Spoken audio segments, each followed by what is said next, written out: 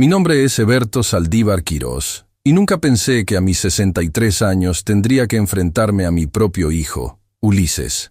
Siempre fui un hombre sencillo, dedicado a mi oficio de carpintero durante 40 años en mi pequeño taller en Puebla.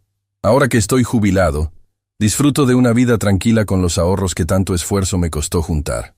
O al menos así era hasta que Ulises regresó a mi vida exigiendo el control de mi cuenta bancaria, amenazándome y finalmente rompiéndome el brazo cuando me negué. Lo que él no sabe es que su codicia tendrá consecuencias que nunca imaginó. Esta mañana me levanté temprano como de costumbre. A pesar de estar jubilado, no puedo quitarme el hábito de despertarme a las 5. Preparo café, reviso el periódico y me siento en mi pequeño taller trasero a restaurar muebles antiguos, ahora solo por placer y para algunos vecinos que me lo piden. Es un oficio que me ha dado identidad durante décadas y no quiero abandonarlo. Mis manos ásperas y callosas son el testimonio de una vida de trabajo honesto. Estaba lijando un antiguo baúl de cedro cuando escuché golpes en la puerta principal. Golpes fuertes, impacientes. No esperaba visitas, y los pocos amigos que me quedan no suelen aparecer sin avisar. Al abrir la puerta, me encontré con Ulises, mi hijo mayor. Hacía casi 8 meses que no lo veía.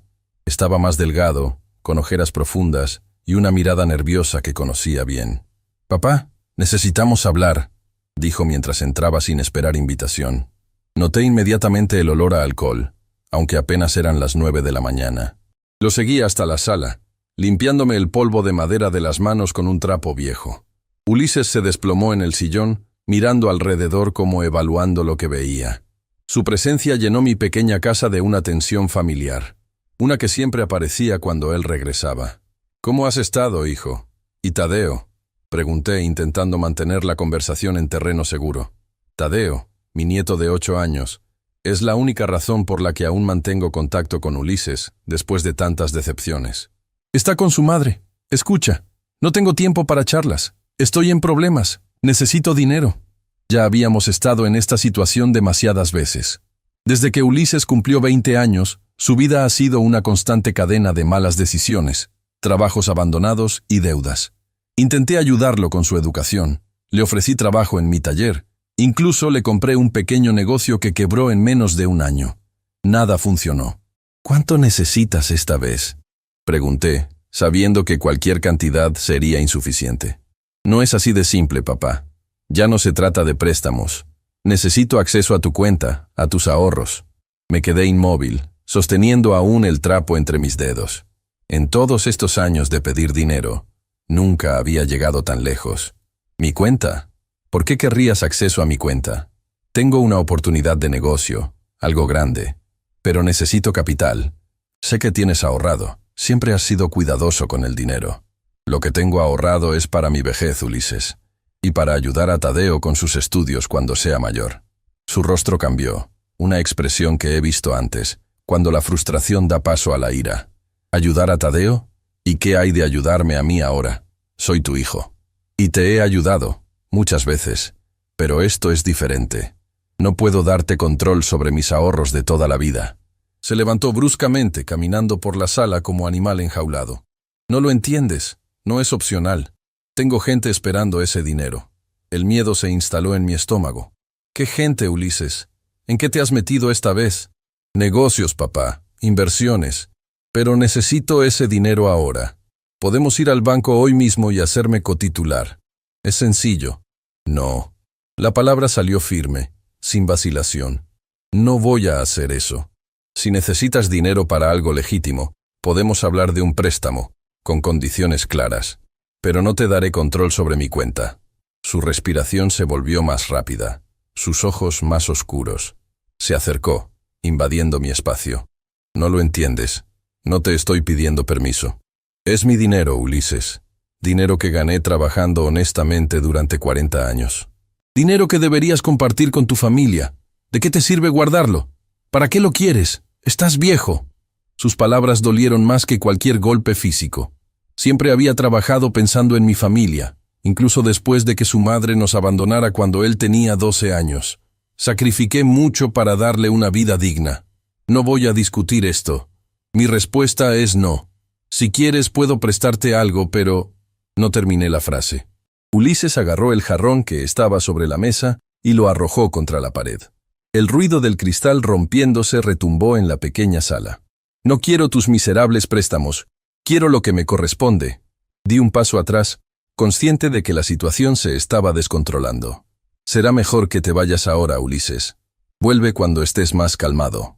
Intenté pasar junto a él hacia la puerta, pero me sujetó del brazo con fuerza.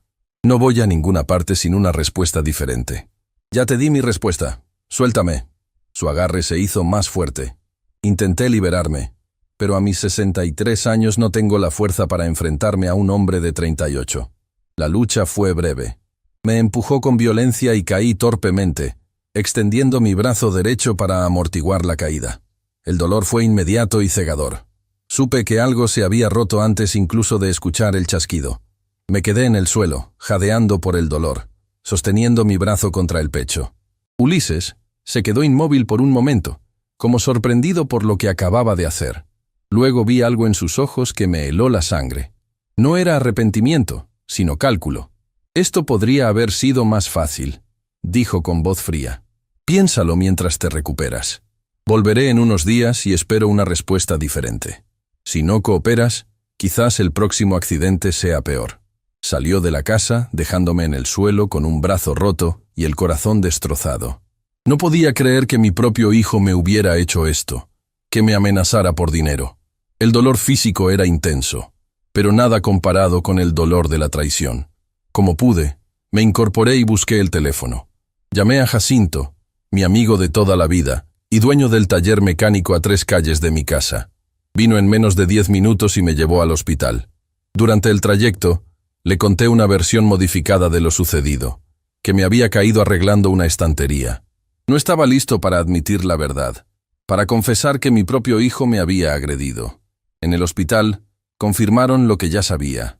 Fractura en el radio, cerca de la muñeca. Me colocaron un yeso que debería llevar por al menos 6 semanas. La doctora, una mujer joven de mirada amable, me preguntó varias veces cómo había ocurrido el accidente. Creo que sospechaba que no había sido una simple caída, pero mantuve mi historia. Jacinto me llevó de regreso a casa y se ofreció a quedarse, pero le aseguré que estaría bien. Necesitaba tiempo a solas para procesar lo ocurrido, para decidir qué hacer. Una vez solo, me senté en mi sillón favorito, mirando el jarrón roto en el suelo, los fragmentos dispersos como mi relación con Ulises. El jarrón había sido un regalo de mi hermana Esperanza hace años. Como nuestra relación, ahora estaba destrozado, quizás sin posibilidad de reparación. Mi mente divagaba entre recuerdos de Ulises de niño, corriendo por el taller, fascinado con las herramientas y el olor a madera. ¿En qué momento perdí a ese niño? ¿Cuándo se convirtió en este hombre capaz de lastimar a su propio padre? Pasé la noche en vela, el dolor del brazo mezclándose con la angustia. Por la mañana, tomé una decisión. No cedería ante las amenazas de Ulises, pero tampoco lo denunciaría, al menos no todavía. Si lo hacía, perdería cualquier posibilidad de ayudarlo, de rescatar algo de nuestra relación. Y más importante, podría perder contacto con Tadeo, mi nieto. Tadeo es un niño brillante y sensible. Desde que Ulises y Renata se separaron hace 3 años, he intentado ser una presencia constante en su vida. Veo en él la bondad y curiosidad que Ulises tenía a su edad, antes de que la amargura y el resentimiento lo consumieran. No puedo arriesgarme a perder a Tadeo también. El segundo día después del incidente, mientras intentaba arreglarme para preparar algo de comer con un solo brazo útil, escuché nuevamente golpes en la puerta. Mi corazón se aceleró, temiendo que fuera Ulises regresando antes de lo prometido. Pero al abrir, me encontré con Jacinto, cargando una bolsa de comida. Supuse que estarías teniendo problemas para cocinar, dijo con una sonrisa. Sin esperar invitación, entró y comenzó a organizar la comida en la cocina. Jacinto y yo nos conocemos desde la escuela primaria. Nuestras vidas tomaron caminos similares. Oficios tradicionales, matrimonios que no funcionaron, hijos que nos han dado tanto alegrías como dolores de cabeza. La diferencia es que su hijo, Esteban, eventualmente enderezó su camino y ahora trabaja con él en el taller. Yo no he tenido esa suerte con Ulises. Mientras comíamos, Jacinto me observaba con atención. Ese moretón en tu cara no parece de una caída, Eberto. Seguro que no quieres contarme qué pasó realmente. No me había dado cuenta del moretón. Debió ocurrir durante el forcejeo con Ulises. Bajé la mirada hacia mi plato, evitando sus ojos. Fue Ulises, ¿verdad? No era una pregunta, sino una afirmación. Asentí lentamente, sin levantar la vista. La vergüenza me impedía enfrentar a mi amigo. ¿Qué clase de padre cría a un hijo capaz de esto? ¿Qué clase de hombre permite que su propio hijo lo agreda? Deberías denunciarlo, dijo Jacinto con firmeza. Esto es grave, Eberto. Es violencia doméstica. No puedo hacer eso. Es mi hijo. Y si lo denuncio, perderé cualquier oportunidad de ver a Tadeo. ¿Y si la próxima vez es peor? Ya te amenazó. Te rompió el brazo, por Dios santo. No tenía respuesta para eso. El miedo a lo que Ulises pudiera hacer me atenazaba, pero el miedo a perder a mi nieto era aún mayor. Al menos deberías hablar con Renata, advertirle, sugirió Jacinto. Si Ulises está tan desesperado por dinero, ¿quién sabe lo que podría hacer? Renata, la exesposa de Ulises, había sido siempre amable conmigo. Después del divorcio, se aseguró de que siguiera viendo a Tadeo regularmente. A diferencia de muchas exnueras, nunca me culpó por los defectos de mi hijo. Quizás Jacinto tenía razón y debería hablar con ella. Lo pensaré, prometí, aunque sin mucha convicción. Jacinto se fue después de ayudarme a limpiar. Me dejó comida para 2 días más y prometió volver pronto. Su preocupación me conmovió, pero también me hizo sentir más vulnerable, más consciente de mi edad y limitaciones. Esa noche, mientras intentaba encontrar una posición cómoda para dormir con el yeso, tomé una decisión. Al día siguiente iría al banco y transferiría la mayor parte de mis ahorros a una cuenta nueva, una a la que Ulises no pudiera acceder incluso si lograba intimidarme para obtener la información de mi cuenta actual. No era una solución permanente, pero me daría tiempo para pensar en qué hacer. Al tercer día, apenas pude dormir. El dolor en el brazo era constante, pero más perturbadores eran los pensamientos sobre Ulises, sobre lo que podría hacer cuando descubriera que había movido el dinero. La amenaza de un próximo accidente resonaba en mi cabeza. Decidí que también debería hacer cambios en mi testamento. Actualmente, Ulises es mi único heredero, pero podría modificarlo para dejar todo en un fideicomiso para Tadeo, con Renata como administradora hasta que él cumpla la mayoría de edad. Ulises nunca me perdonaría por esto, pero ya había cruzado una línea que no debería haberse cruzado. Con estas decisiones tomadas, sentí un poco de control regresando a mi vida. Ulises había subestimado mi determinación. Puede que esté viejo, puede que esté solo, pero no soy un hombre débil. He superado muchas dificultades en mi vida. La pobreza de mi infancia, el abandono de mi esposa, los años criando solo a Ulises, las dificultades para mantener mi negocio a flote. Esta nueva prueba es quizás la más dolorosa, pero también la enfrentaré. Mientras contemplaba la foto de Tadeo en mi mesa de noche, una de las pocas pertenencias que realmente valoro, me prometí a mí mismo que lo protegería de la autodestrucción de su padre. No permitiré que Ulises arrastre a mi nieto a su espiral de malas decisiones y comportamiento violento. Tadeo merece algo mejor, y me aseguraré de que lo tenga, incluso si eso significa enfrentarme definitivamente a mi propio hijo. El cuarto día después del incidente, logré ir al banco con la ayuda de Jacinto. Como planeé, abrí una nueva cuenta y transferí la mayor parte de mis ahorros. La ejecutiva bancaria, una mujer de mediana edad llamada Carmela, notó mi brazo enyesado y me preguntó qué había ocurrido. Le conté la versión oficial de la caída, pero algo en su mirada me dijo que no me creía completamente. Señor Saldívar, si necesita ayuda con algo más, no dude en contactarme directamente, dijo, entregándome su tarjeta personal. Había amabilidad en sus ojos, pero también preocupación. Me pregunté cuántos ancianos como yo habría visto en situaciones similares, víctimas de abuso financiero por parte de sus propios familiares. Al salir del banco, sentí un peso menos sobre mis hombros. Al menos mis ahorros estaban más seguros ahora. El siguiente paso sería visitar a un abogado para modificar mi testamento, pero eso tendría que esperar unos días. Estaba agotado física y emocionalmente. Jacinto me dejó en casa y se fue a regañadientes, solo después de que le prometiera llamarlo si Ulises aparecía. Pasé el resto del día intentando mantenerme ocupado, leyendo el periódico, viendo algo de televisión, pero mi mente siempre volvía a Ulises y a lo que sucedería cuando regresara. No tuve que esperar mucho. Esa misma noche, cerca de las 8, escuché su coche estacionarse frente a mi casa. Los faros iluminaron brevemente mi sala a través de las cortinas antes de apagarse. Me quedé inmóvil en mi sillón, el corazón latiendo con fuerza. No estaba listo para enfrentarlo nuevamente. No tan pronto. Los golpes en la puerta fueron más fuertes que la vez anterior. Consideré no responder, fingir que no estaba, pero sabía que eso solo lo enfurecería más. Con mi brazo bueno, agarré firmemente mi bastón, una precaución que nunca antes había necesitado tomar con mi propio hijo. Me dirigí lentamente hacia la puerta, respirando profundamente para calmarme. Cuando abrí, Ulises entró empujando la puerta, casi haciéndome perder el equilibrio. Su mirada recorrió mi brazo enyesado y luego mi rostro, sin mostrar remordimiento alguno. ¿Has pensado en lo que hablamos?, preguntó sin preámbulos, como si nuestra última conversación hubiera terminado civilizadamente y no con violencia. Lo he pensado, respondí, manteniendo mi voz firme a pesar del miedo. Y mi respuesta sigue siendo no. Su rostro se endureció. No viniste solo a esa conclusión. ¿Con quién has hablado? ¿A quién le has contado sobre nuestra conversación privada? Con nadie. Esta decisión es mía. Es mi dinero, Ulises. Dinero que he ganado con mi trabajo. No voy a entregártelo así, sin garantías, sin saber para qué lo necesitas realmente. Dio un paso hacia mí, y yo instintivamente apreté el bastón. Notó el gesto y sonrió con desprecio. ¿Ahora me tienes miedo, papá? ¿A tu propio hijo? Me rompiste el brazo, respondí simplemente.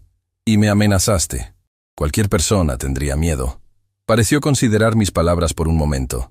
Luego su postura cambió, como si hubiera decidido cambiar de táctica.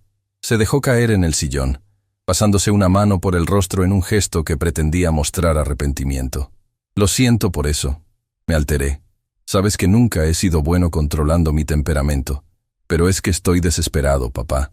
Realmente necesito ese dinero. ¿Para qué, Ulises? ¿Qué es tan urgente que justifica amenazar a tu propio padre?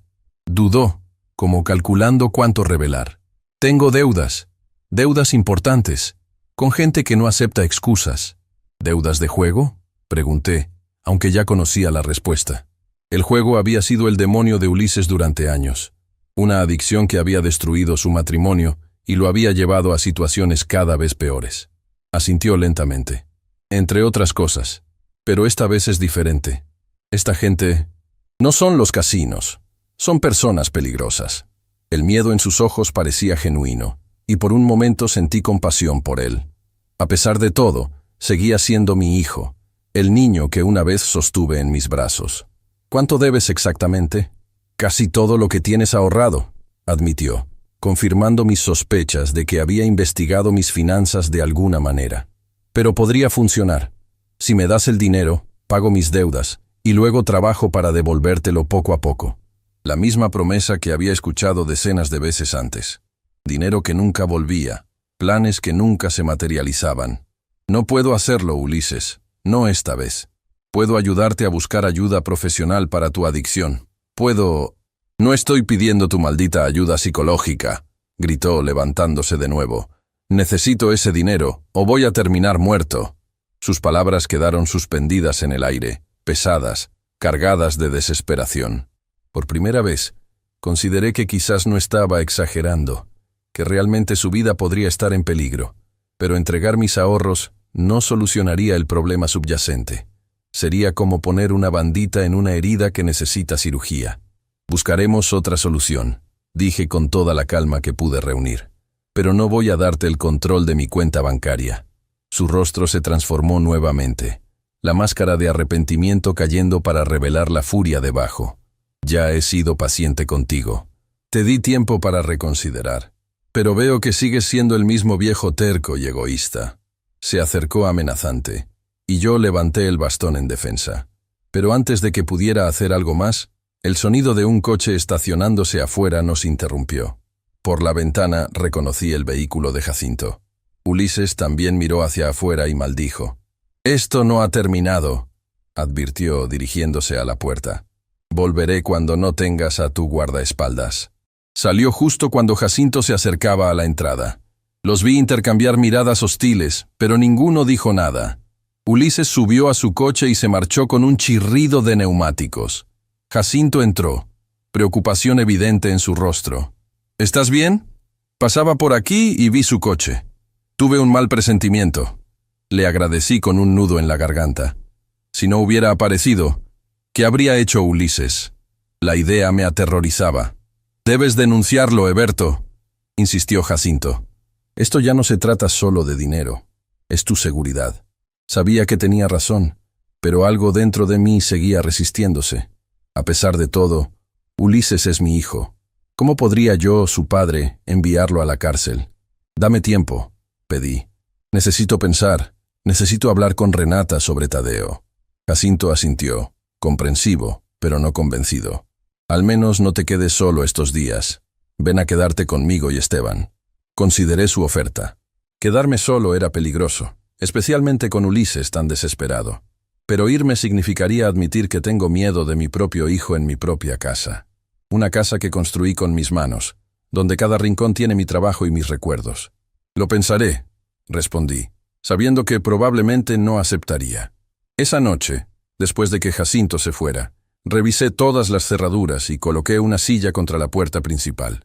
Me sentía como un prisionero en mi propio hogar. Mientras me preparaba para otra noche de sueño inquieto, miré nuevamente la foto de Tadeo y tomé una decisión. Mañana hablaría con Renata. Necesitaba asegurarme de que mi nieto estuviera a salvo. Y quizás ella podría ayudarme a entender mejor la situación de Ulises. Con esa resolución, me acosté, el brazo pulsando dolorosamente bajo el yeso, recordándome que esta situación había pasado de las amenazas a la violencia real. ¿Hasta dónde llegaría Ulises por dinero? ¿Y hasta dónde estaría yo dispuesto a llegar para protegerme y para proteger a mi nieto? A la mañana siguiente, desperté sobresaltado por el sonido del teléfono. El reloj marcaba apenas las 7. Con dificultad, alcancé el aparato con mi mano izquierda, aún torpe por no ser la que normalmente uso. Era Renata, la exesposa de Ulises. Su voz sonaba tensa, preocupada. «Don Heberto, perdone que lo llame tan temprano. ¿Está usted bien?». Me enteré de su accidente. Me sorprendió que supiera sobre mi brazo roto. No recordaba haberle mencionado nada a Ulises sobre mi supuesta caída. «Estoy bien, Renata, solo un poco adolorido». «¿Quién te contó del accidente?». Hubo una pausa al otro lado de la línea. «Tadeo me dijo que su papá le contó que usted se había caído y roto el brazo. Estaba muy preocupado por su abuelo. Así que Ulises le había contado a Tadeo sobre mi lesión, pero manteniendo la versión de la caída». Me pregunté qué más le habría dicho a mi nieto y qué tanto sabía Renata sobre la situación real. «¿Podríamos vernos hoy?», preguntó Renata, interrumpiendo mis pensamientos. «Hay algunos asuntos que me gustaría discutir con usted. Podría pasar por su casa con Tadeo después de la escuela, alrededor de las 2». Algo en su tono me alertó. No era una simple visita de cortesía. «Por supuesto, los estaré esperando». Después de colgar, me quedé contemplando el teléfono. La llamada de Renata no era coincidencia. Quizás Ulises también la estaba presionando a ella por dinero, o tal vez había notado algo extraño en su comportamiento. Cualquiera que fuera el caso, era una oportunidad para hablar con ella sobre mis preocupaciones. Pasé la mañana intentando poner orden en la casa con una sola mano útil, una tarea frustrante que me recordaba constantemente mi vulnerabilidad actual. Cada movimiento limitado era un recordatorio de la violencia de Ulises, de cómo mi propio hijo había cruzado una línea que jamás imaginé posible. A las 2 en punto, escuché el familiar sonido del coche de Renata estacionándose frente a mi casa. Siempre puntual, una de las muchas cualidades que aprecio de ella. A diferencia de Ulises, Renata siempre ha sido responsable y trabajadora, manteniendo un empleo estable como enfermera en el hospital regional. Tadeo fue el primero en entrar, corriendo hacia mí con la energía despreocupada propia de sus 8 años. Se detuvo al ver mi brazo enyesado, sus ojos agrandándose con curiosidad y preocupación. «Abuelito, ¿te duele mucho?», preguntó, acercándose con cautela como si temiera lastimarme más. «Solo un poco, chaparro», le aseguré, inclinándome para recibir su abrazo cuidadoso. Ya verás cómo en unas semanas estaré como nuevo. Renata entró detrás de él, cargando una bolsa que reconocí como una de mis favoritas, pan dulce de la panadería del barrio. A pesar de nuestra situación familiar complicada, Renata siempre ha sido considerada conmigo, tratándome más como un padre que como un ex-suegro. Tadeo, ¿por qué no vas a ver los nuevos carritos que te compré? Están en mi taller, le sugerí, entregándole la llave de la puerta trasera. Necesitaba hablar con Renata a solas. Una vez que Tadeo salió al patio, Renata dejó caer su sonrisa forzada. Se sentó frente a mí, sus manos entrelazadas con tensión sobre su regazo. «Don Eberto, voy a ser directa. ¿Ulises le hizo esto?», preguntó, señalando mi brazo enyesado. La pregunta me tomó por sorpresa, aunque quizás no debería haberlo hecho. Renata conoce bien a Ulises, vivió con él durante 10 años, suficientes para reconocer sus patrones de comportamiento. «¿Por qué piensas eso?», respondí, evadiendo la pregunta. «Porque lo conozco, porque ha estado actuando extraño, más nervioso que de costumbre, y porque he visto esa mirada antes, cuando le cuenta a Tadeo sobre su accidente. Es la misma mirada que tenía cuando mentía sobre sus deudas de juego». Bajé la mirada hacia mi brazo, la evidencia del punto hasta el cual había llegado la situación. Ya no tenía sentido mantener la mentira, al menos no con Renata. «Sí», admití finalmente. «Fue Ulises. Vino a pedirme dinero. Esta vez quería control sobre mi cuenta bancaria. Cuando me negué, me empujó. Caí mal y me fracturé el brazo». Renata cerró los ojos brevemente, como si mi confirmación fuera un golpe físico para ella también. Lo sospechaba. Últimamente ha estado desesperado por dinero, más que de costumbre. Me ha pedido prestado varias veces, cada vez cantidades mayores. «¿Te ha amenazado?», pregunté, temiendo la respuesta. Dudó antes de responder. «No directamente, pero ha insinuado que si no le ayudo, podría pelear por la custodia de Tadeo». La idea me heló la sangre. Ulises nunca había mostrado mucho interés en la crianza de Tadeo. Usar a su propio hijo como herramienta de manipulación mostraba lo desesperado que estaba. «Renata, creo que está metido en algo grave. Mencionó deudas con gente peligrosa». Ella asintió lentamente. «Hace 2 noches vinieron a buscarlo a mi casa. 2 hombres que nunca había visto. Tenían un aspecto intimidante. Preguntaron por él. Dijeron que necesitaban discutir un asunto pendiente. Afortunadamente, Ulises no estaba allí, y Tadeo ya dormía.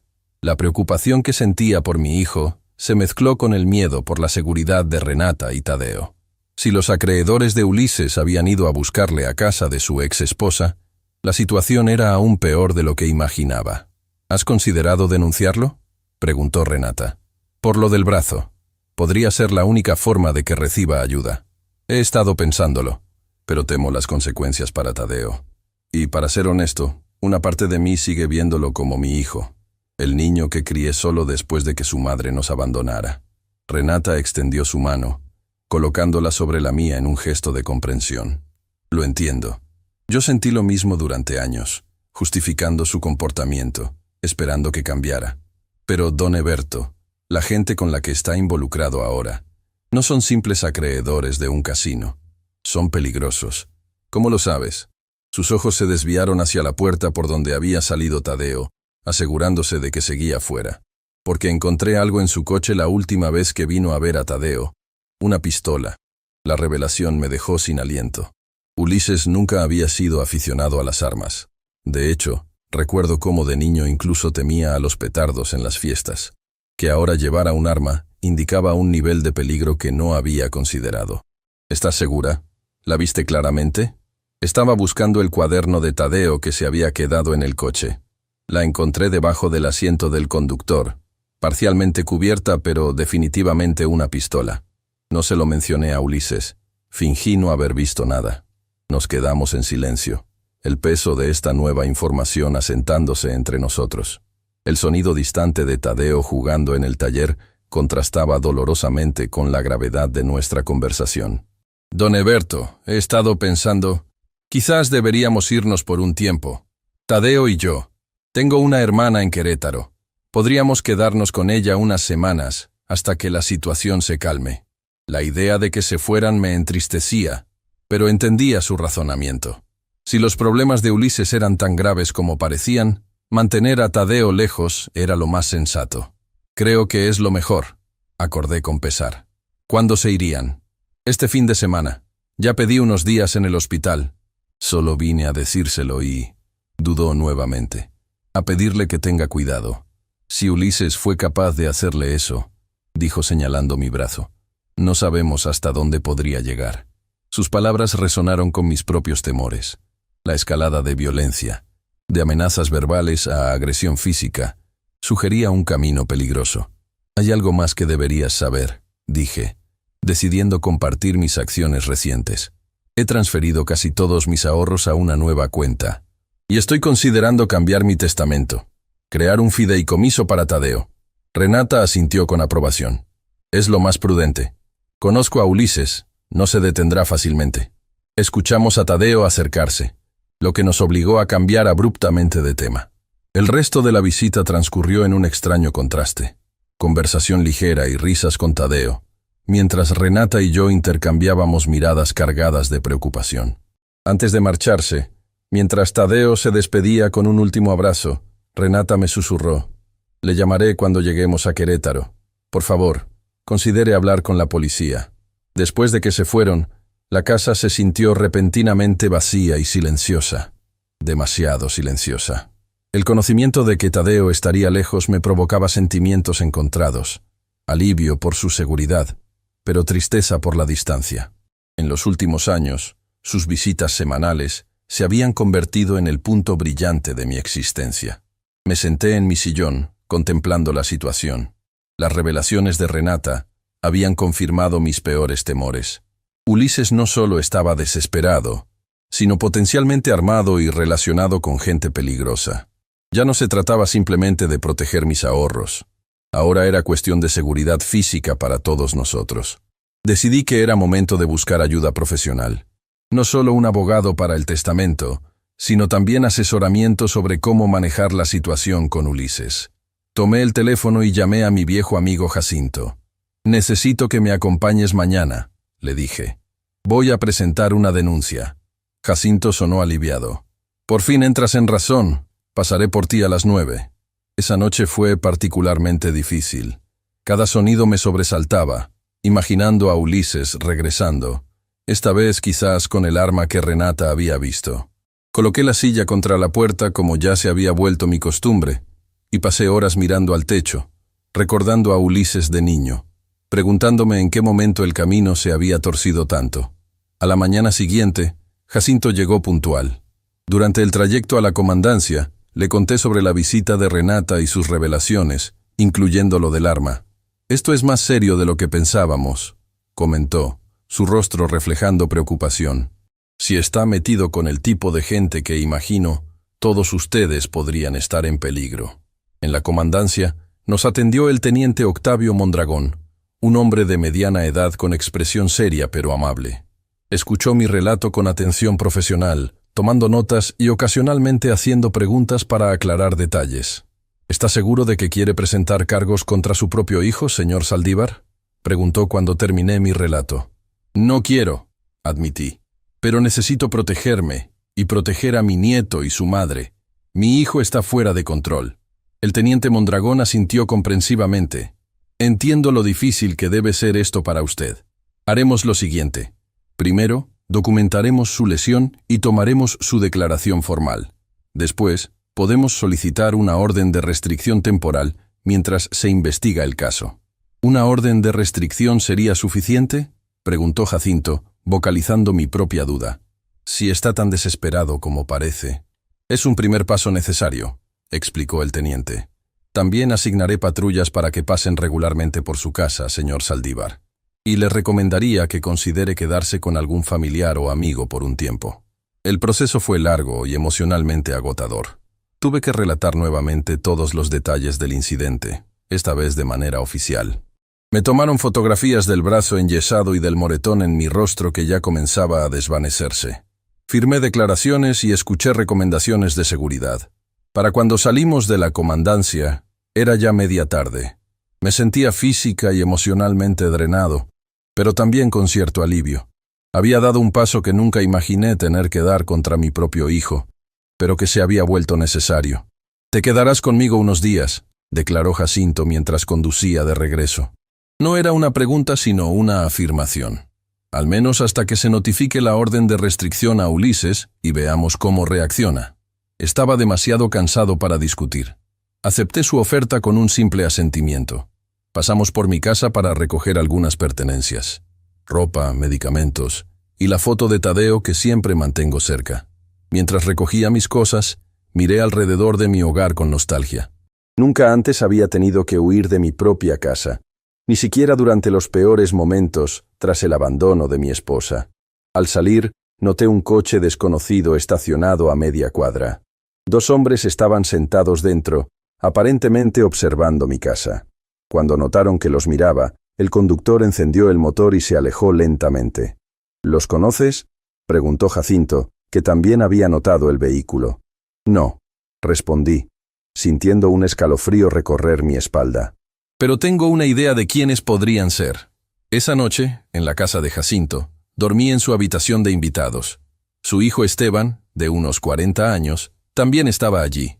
Me recibió con respeto y preocupación genuina, recordándome cómo podría haber sido mi relación con Ulises en otras circunstancias. A la mañana siguiente, mientras desayunábamos, recibí una llamada de la comandancia.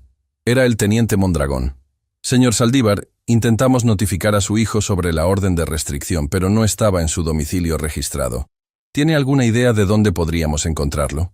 La pregunta me tomó por sorpresa. Realmente no sabía dónde estaba viviendo Ulises actualmente. Después de su divorcio, había cambiado de residencia varias veces, generalmente rentando habitaciones o departamentos pequeños. Lo último que supe es que estaba rentando un cuarto en la colonia San Rafael, respondí. Pero hace tiempo que no hablo con él sobre dónde vive exactamente. Entiendo. Seguiremos intentando localizarlo. Mientras tanto, la orden está vigente.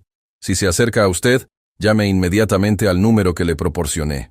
Después de colgar, compartí la información con Jacinto y Esteban. Esto no me gusta, comentó Esteban, frunciendo el ceño. Si no pueden encontrarlo, podría aparecer en cualquier momento sin saber que tiene una orden de restricción. O sabiéndolo y decidiendo ignorarla, añadió Jacinto sombríamente. Pasé el día ayudando en el taller mecánico de Jacinto, haciendo pequeñas tareas que podía manejar con un solo brazo. El trabajo manual siempre ha sido mi refugio, la forma en que proceso mis pensamientos y emociones.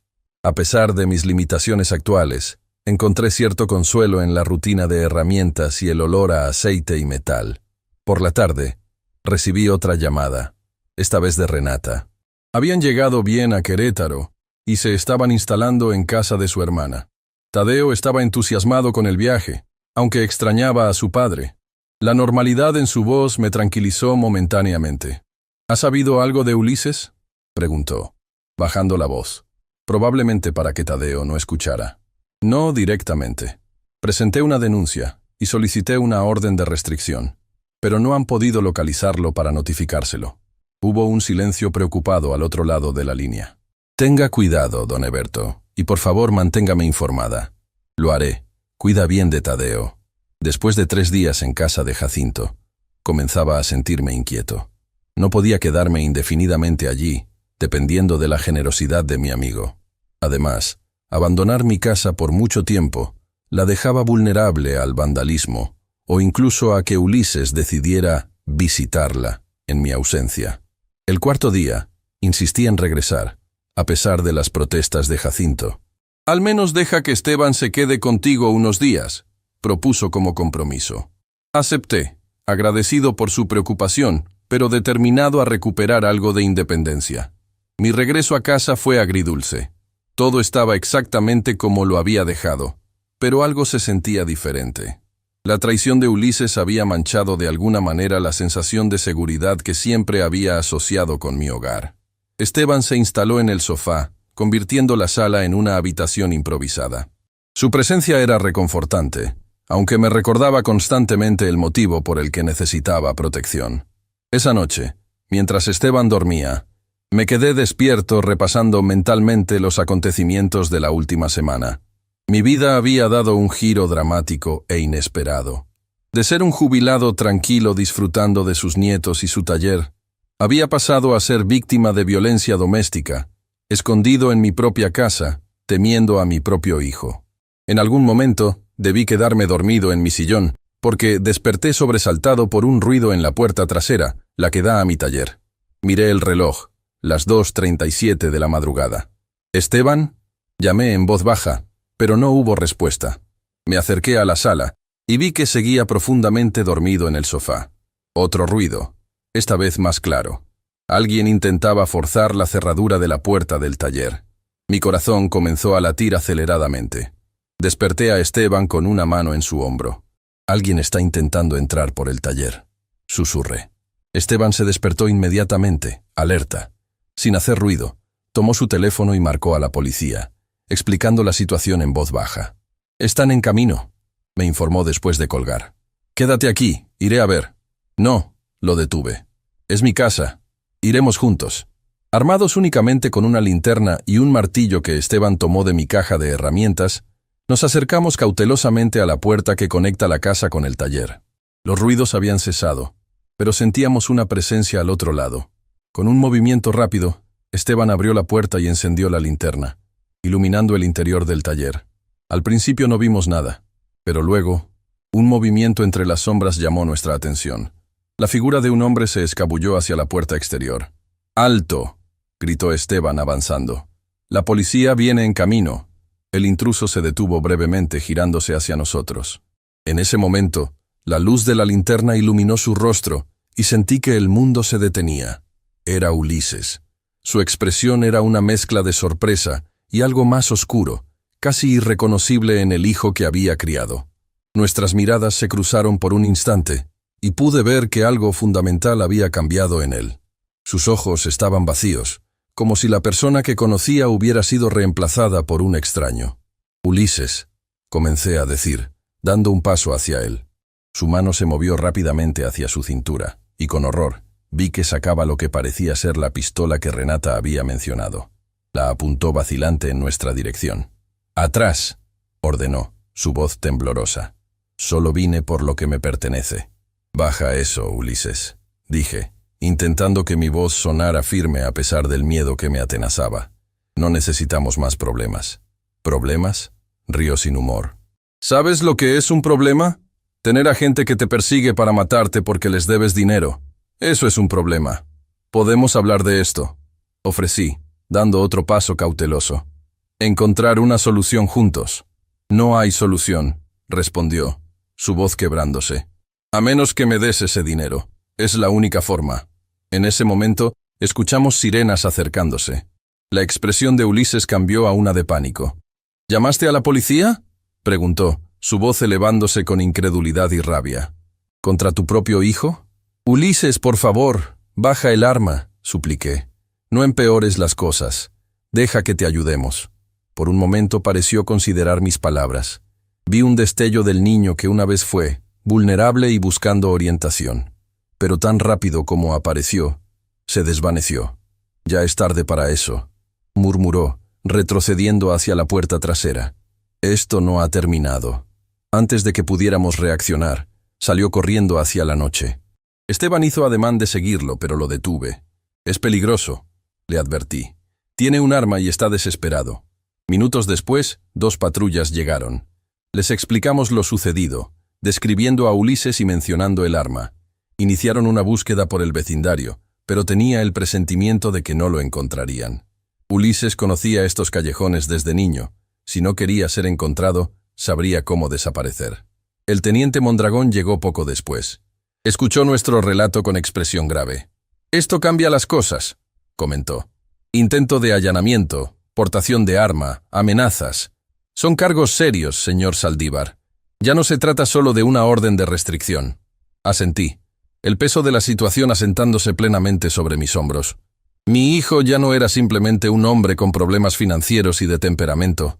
Ahora era un fugitivo armado, potencialmente peligroso.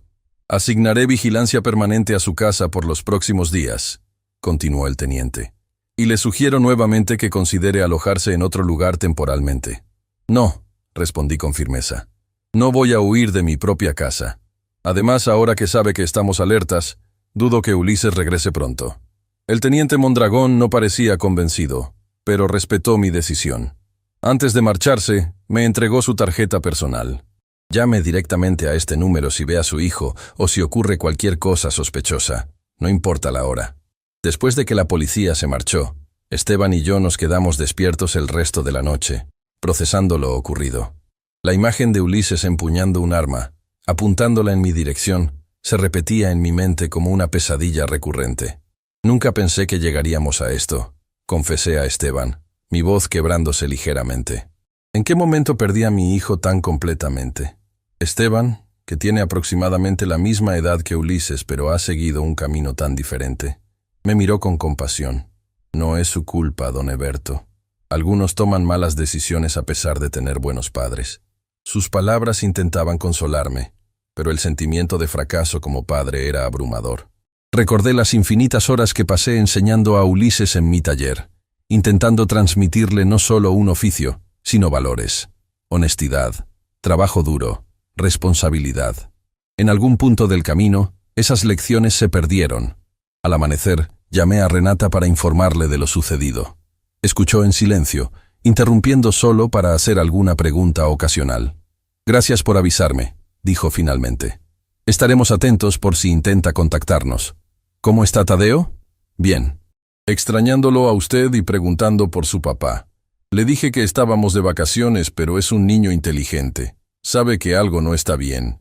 La mención de Tadeo trajo un nuevo nivel de preocupación. ¿Qué pasaría si Ulises, en su desesperación, intentaba usar a su hijo como herramienta de presión? ¿Sería capaz de poner en riesgo a su propio hijo? «Manténlo cerca», le aconsejé a Renata. «Y si Ulises te contacta, avísame inmediatamente». Los días siguientes transcurrieron en una extraña calma tensa. No hubo más intentos de intrusión, ni señales de Ulises. Las patrullas pasaban regularmente frente a mi casa, y Esteban continuaba quedándose conmigo, aunque ambos sabíamos que no podría hacerlo indefinidamente. Tenía su propio trabajo y responsabilidades en el taller de su padre. Una semana después del incidente nocturno, recibí una llamada inesperada. Era Marisol Fuentes, una trabajadora social del DIF.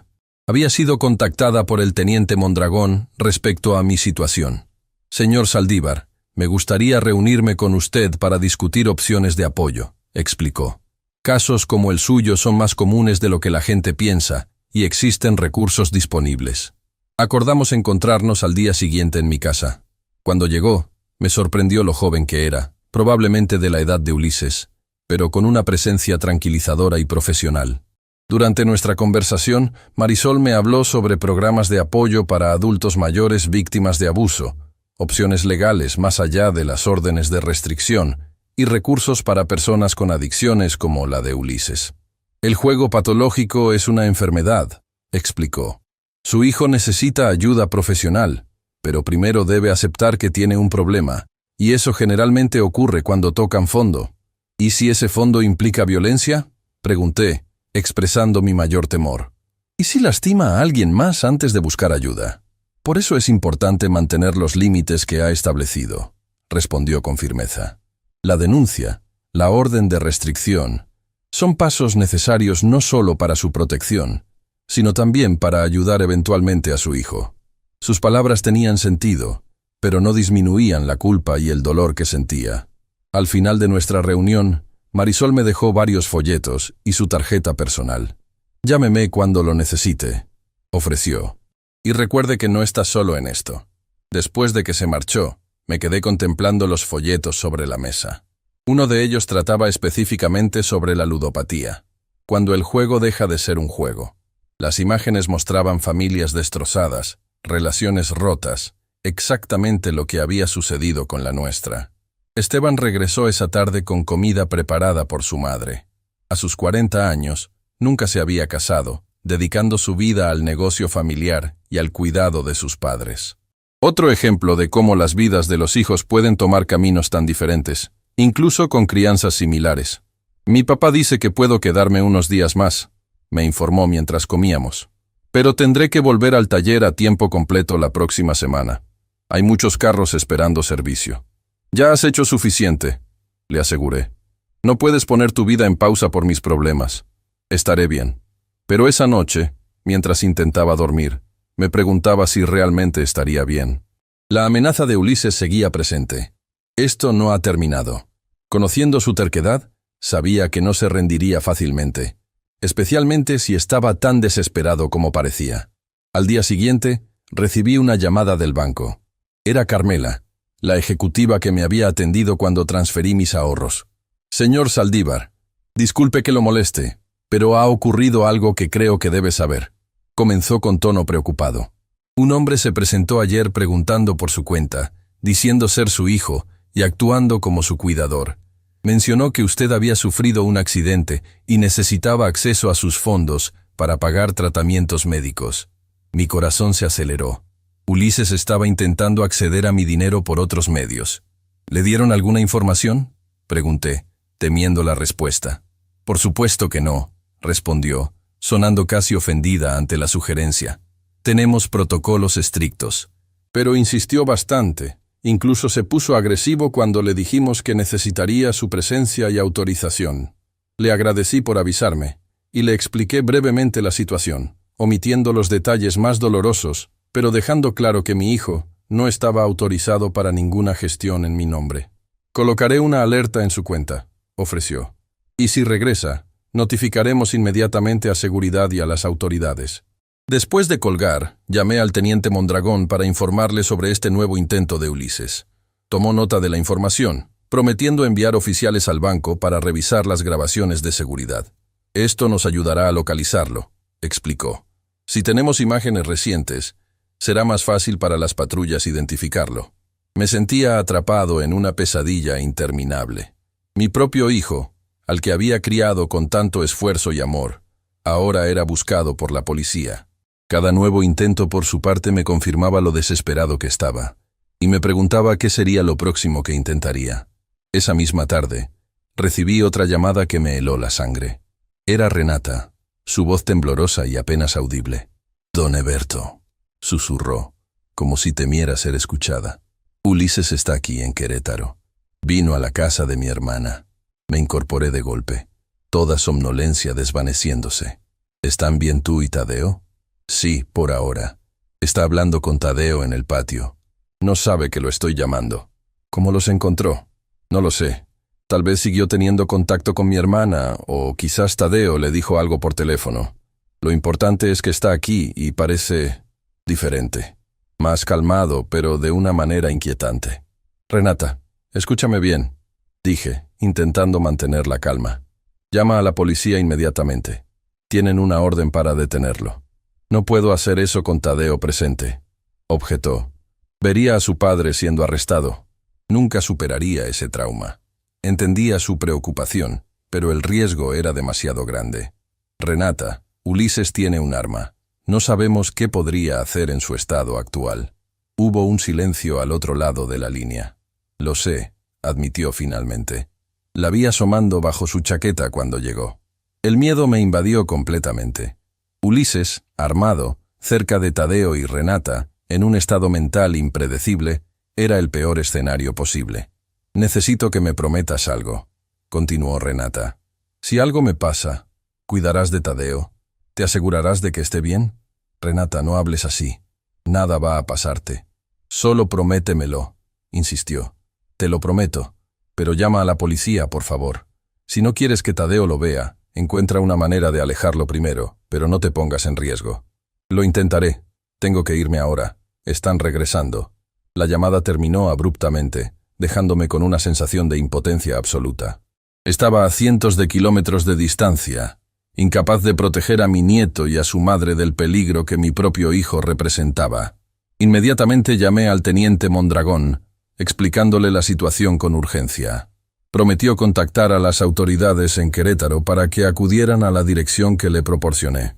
«Manténgase en línea si puede», me pidió. «Lo pondré en altavoz mientras hacemos las gestiones». Los minutos siguientes fueron una tortura. Escuché al teniente hablando con sus colegas en Querétaro, dando descripciones, explicando la situación.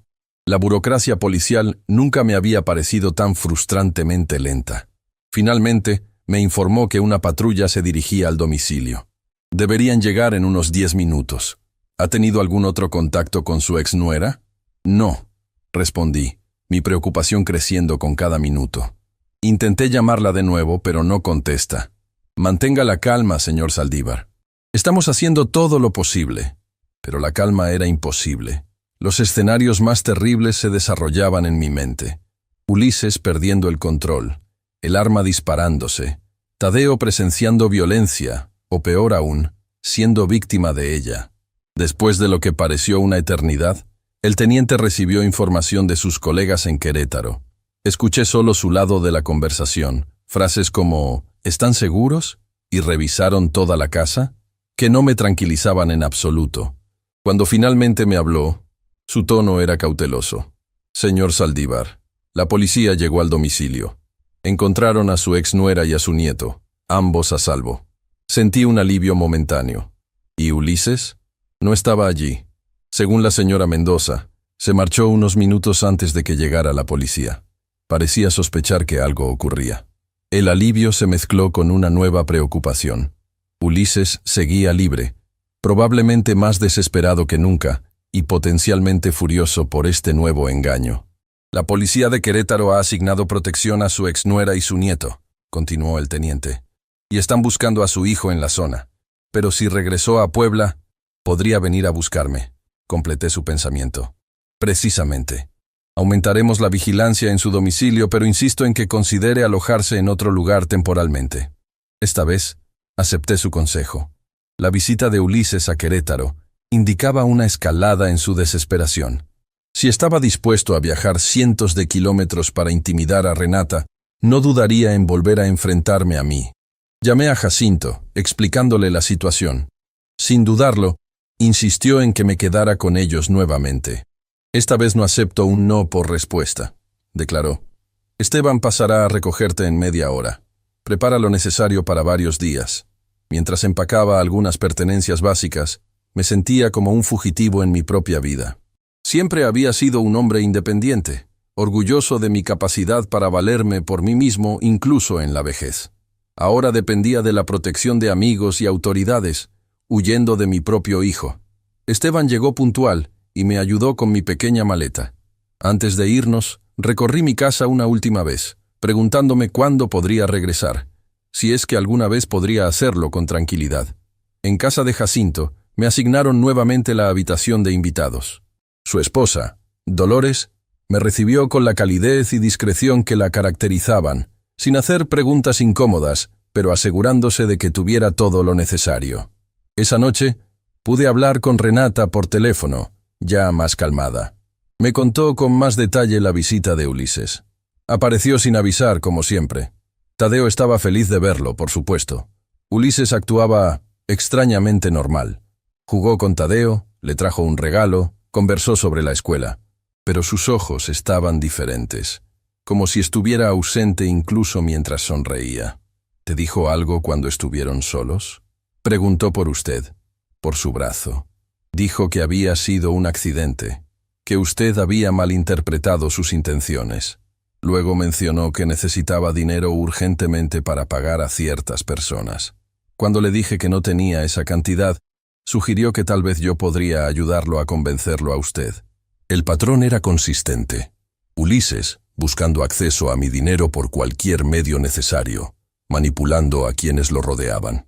Cuando se dio cuenta de que no cooperaría, cambió. Su voz se volvió más fría, más amenazante. Dijo algo como, «Ustedes no entienden lo que está en juego, y hay consecuencias para todos si no consigo ese dinero». Fue entonces cuando te llamé. Creo que me vio hablando por teléfono a escondidas, porque poco después dijo que tenía que irse, que regresaría pronto. «¿Cómo está Tadeo?», pregunté, preocupado por cómo habría interpretado mi nieto este extraño comportamiento de su padre. Confundido. Hizo muchas preguntas después de que Ulises se fue. Quería saber por qué su papá estaba actuando raro y por qué la policía vino después. Le expliqué que su papá está pasando por momentos difíciles y que a veces los adultos necesitan ayuda especial. No sé si fue lo correcto, pero no quería mentirle completamente. Hiciste lo correcto, la tranquilicé. Tadeo es inteligente, percibiría cualquier mentira obvia. Continuamos hablando sobre los arreglos de seguridad. La policía de Querétaro había asignado patrullas para vigilar la casa de la hermana de Renata y le habían dado un número directo para emergencias. También estaban considerando regresar a Puebla, donde Renata tenía su trabajo y Tadeo su escuela, pero con protección adicional. Al final de nuestra conversación, Renata mencionó algo que me inquietó profundamente. Don Eberto, hay algo más que debería saber.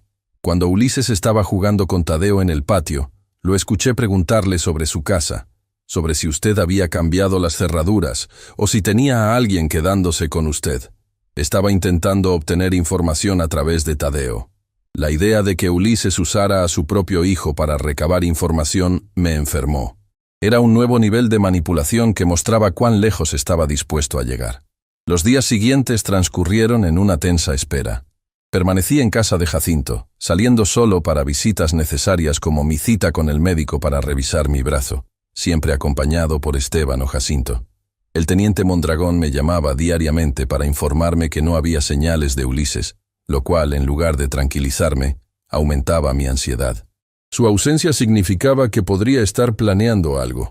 Una semana después de la visita de Ulises a Querétaro, Renata me llamó con noticias inquietantes. Habían encontrado señales de que alguien había intentado forzar la entrada de su departamento en Puebla. Nada había sido robado, ya que el lugar estaba prácticamente vacío desde que se fueron a Querétaro, pero era evidente que alguien había estado allí, revisando cajones y armarios. La policía cree que fue Ulises, me dijo. Están reforzando la vigilancia, pero esto confirma que sigue en la ciudad. La noticia me dejó intranquilo. Si Ulises había regresado a Puebla y estaba revisando el departamento de Renata, probablemente también habría pasado por mi casa.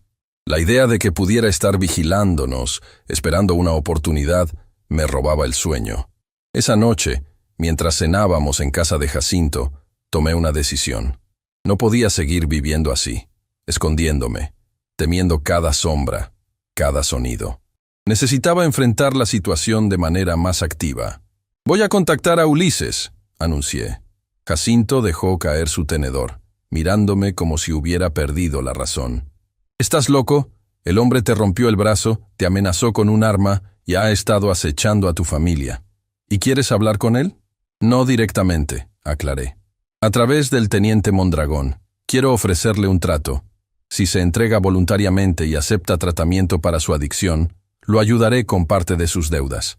«Eberto», intervino Dolores con tono maternal. «Ese dinero es todo lo que tienes para tu vejez. No puedes entregárselo a alguien que ha demostrado ser tan irresponsable». «No estoy hablando de darle todo», expliqué. «Solo lo suficiente para aliviar la presión inmediata, con condiciones estrictas. Es mi hijo, a pesar de todo. Si hay una oportunidad de ayudarlo a enderezar su vida, tengo que intentarlo». Jacinto sacudió la cabeza, claramente en desacuerdo, pero respetando mi decisión. «Es tu dinero y tu hijo. Solo espero que no estés arrojando ambos por la ventana». Al día siguiente, expuse mi plan al teniente Mondragón. Escuchó atentamente, sin interrumpir, su expresión profesionalmente neutral. «Entiendo sus motivos, señor Saldívar», dijo cuando terminé, «y respeto su deseo de ayudar a su hijo, pero debo advertirle que personas en la situación de Ulises raramente responden a este tipo de ofertas como esperamos. Su adicción y la presión de sus deudas pueden nublar su juicio». «Lo sé», admití, «pero tengo que intentarlo. Es la única forma en que puedo vivir conmigo mismo». El teniente asintió comprensivamente. «Intentaremos contactarlo a través de los canales disponibles, pero no puedo garantizar que responda o que acepte sus términos». «Entiendo. Solo haga lo que pueda». Los días siguientes fueron una angustiosa espera. El teniente me informó que habían difundido un mensaje para Ulises a través de varias fuentes, incluyendo conocidos y lugares que frecuentaba, indicando que su padre quería negociar una solución pacífica a través de la policía. Mientras tanto, mi brazo mejoraba lentamente. El médico había indicado que en 2 semanas más podrían retirarme el yeso, una buena noticia que contrastaba con la oscura situación familiar. Renata y Tadeo regresaron a Puebla, instalándose temporalmente en un departamento diferente proporcionado por el programa de protección a víctimas. Tadeo había regresado a la escuela, intentando mantener algo de normalidad en su vida, aunque con medidas de seguridad adicionales. Finalmente, 10 días después de que iniciáramos el intento de contacto, el teniente Mondragón me llamó con noticias. «Señor Saldívar, hemos recibido respuesta de su hijo. Está dispuesto a reunirse, pero con condiciones. ¿Qué condiciones? Pregunté, sintiendo una mezcla de alivio y aprehensión. Quiere verlo personalmente, solo ustedes dos, sin policía visible. Eso es demasiado peligroso, objeté. Está armado y desesperado. Por supuesto, no permitiríamos un encuentro sin protección adecuada, me aseguró. La reunión sería en un lugar público de nuestra elección, con oficiales de civil observando discretamente. Es lo mejor que podemos ofrecerle dadas las circunstancias. Consideré las opciones. Era arriesgado, sin duda, pero también era la primera señal de que Ulises estaba dispuesto a hablar en lugar de simplemente actuar impulsivamente. Tal vez, solo tal vez, había una oportunidad de resolver esto sin más violencia. De acuerdo, accedí finalmente. ¿Cuándo y dónde? Mañana al mediodía, en la cafetería del Parque Central. Es un lugar concurrido pero con suficiente espacio para que podamos mantener control de la situación. Esa noche apenas pude dormir, repasando mentalmente lo que diría a Ulises, cómo intentaría hacerlo entrar en razón. Pensé en los años buenos, cuando era un niño curioso y cariñoso, antes de que los problemas comenzaran. Quedaba algo de ese niño en el hombre desesperado en que se había convertido. La mañana llegó demasiado pronto. Me vestí cuidadosamente, eligiendo ropa cómoda que no obstaculizara mis movimientos, consciente de que podría necesitar reaccionar rápidamente. Mi brazo enyesado era un recordatorio constante de lo que estaba en juego. Jacinto insistió en llevarme hasta el parque, aunque no podría acompañarme a la reunión misma. «Ten cuidado», me advirtió por enésima vez mientras me dejaba. «Y recuerda que la policía está cerca». La cafetería estaba moderadamente concurrida, con varias familias disfrutando del día soleado. Reconocí a dos hombres que debían ser policías de civil por la forma en que observaban discretamente a su alrededor, uno cerca de la entrada y otro en una mesa al fondo. Me senté en una mesa en el centro, visible desde todas las direcciones, como me habían indicado. Pedí un café que no tenía intención de beber, solo para tener algo que hacer con mis manos mientras esperaba. A las 12:05 lo vi entrar.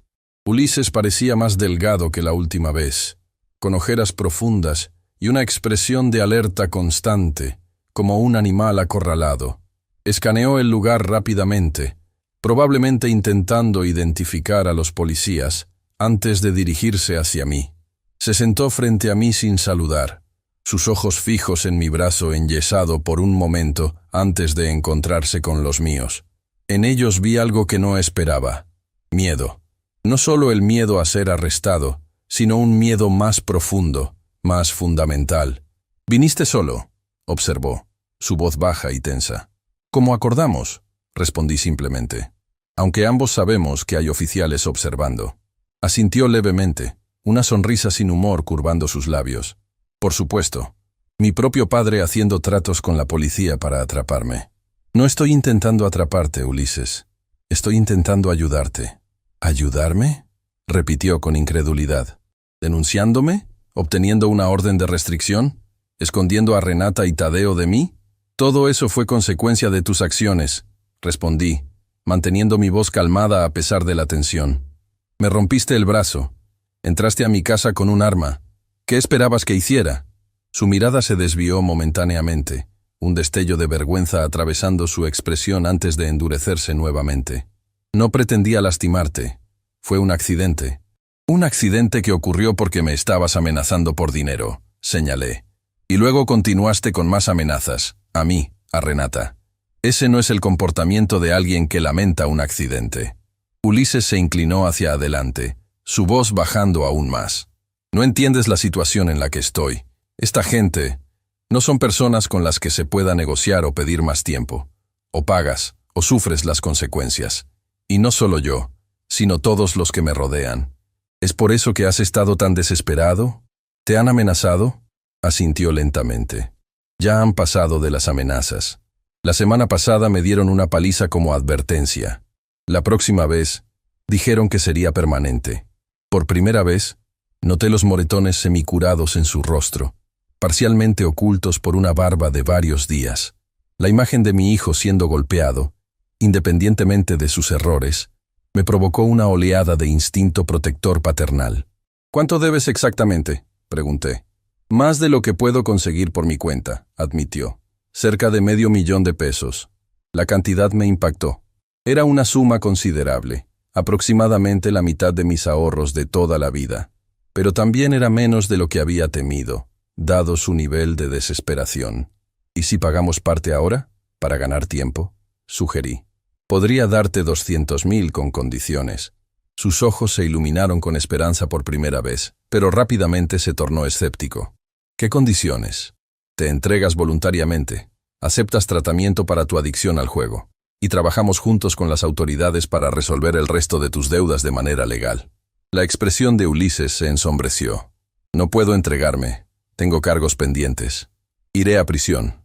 Probablemente, admití. Pero con tu cooperación, y mostrando voluntad de rehabilitación, podríamos negociar una sentencia reducida. Y estarías seguro mientras tanto, lejos de esos acreedores. Ulises sacudió la cabeza vehementemente. No, prisión no. Encontraré otra forma. No hay otra forma, hijo, dije con toda la gentileza que pude reunir. Ya has intentado todo lo demás, y solo has empeorado tu situación. Es momento de aceptar las consecuencias y comenzar a reconstruir. Su mirada se endureció, la desesperación reemplazando al miedo. Eres igual que todos los demás. No entiendes. Necesito ese dinero ahora, sin condiciones. Sabes que no puedo hacer eso. Respondí firmemente. Solo estaría alimentando tu adicción y posponiendo el inevitable momento en que tendrás que enfrentar tus problemas. Ulises se levantó abruptamente, su silla rechinando contra el suelo. Noté que uno de los oficiales de civil se tensaba, listo para intervenir. «Entonces no hay nada más que hablar», declaró Ulises, su voz fría y distante. «Pensé que realmente querías ayudarme, pero solo quieres controlarme como siempre». «Ulises, por favor», intenté una última vez. «Piensa en Tadeo. ¿Qué ejemplo le estás dando? ¿Qué futuro le ofreces continuando por este camino?» La mención de su hijo pareció alcanzarlo por un momento. Vi un destello de dolor genuino en sus ojos antes de que la máscara de dureza volviera a caer. «Cuidaré de mi hijo a mi manera», respondió, «sin tu interferencia o condiciones». Con esas palabras finales, se dio la vuelta y salió rápidamente de la cafetería. Uno de los oficiales lo siguió discretamente, mientras el otro se acercaba a mi mesa. «¿Está bien, señor Saldívar?», preguntó con genuina preocupación. «No», respondí honestamente, sintiendo un peso aplastante en mi pecho. «No lo estoy. La reunión había sido un fracaso». En lugar de acercar a Ulises a la razón, parecía haberlo empujado más lejos, alimentando su resentimiento y desesperación. Y algo en sus palabras finales me dejó profundamente inquieto. «Cuidaré de mi hijo a mi manera». Sonaba peligrosamente como una amenaza, o al menos como el preludio de alguna acción drástica.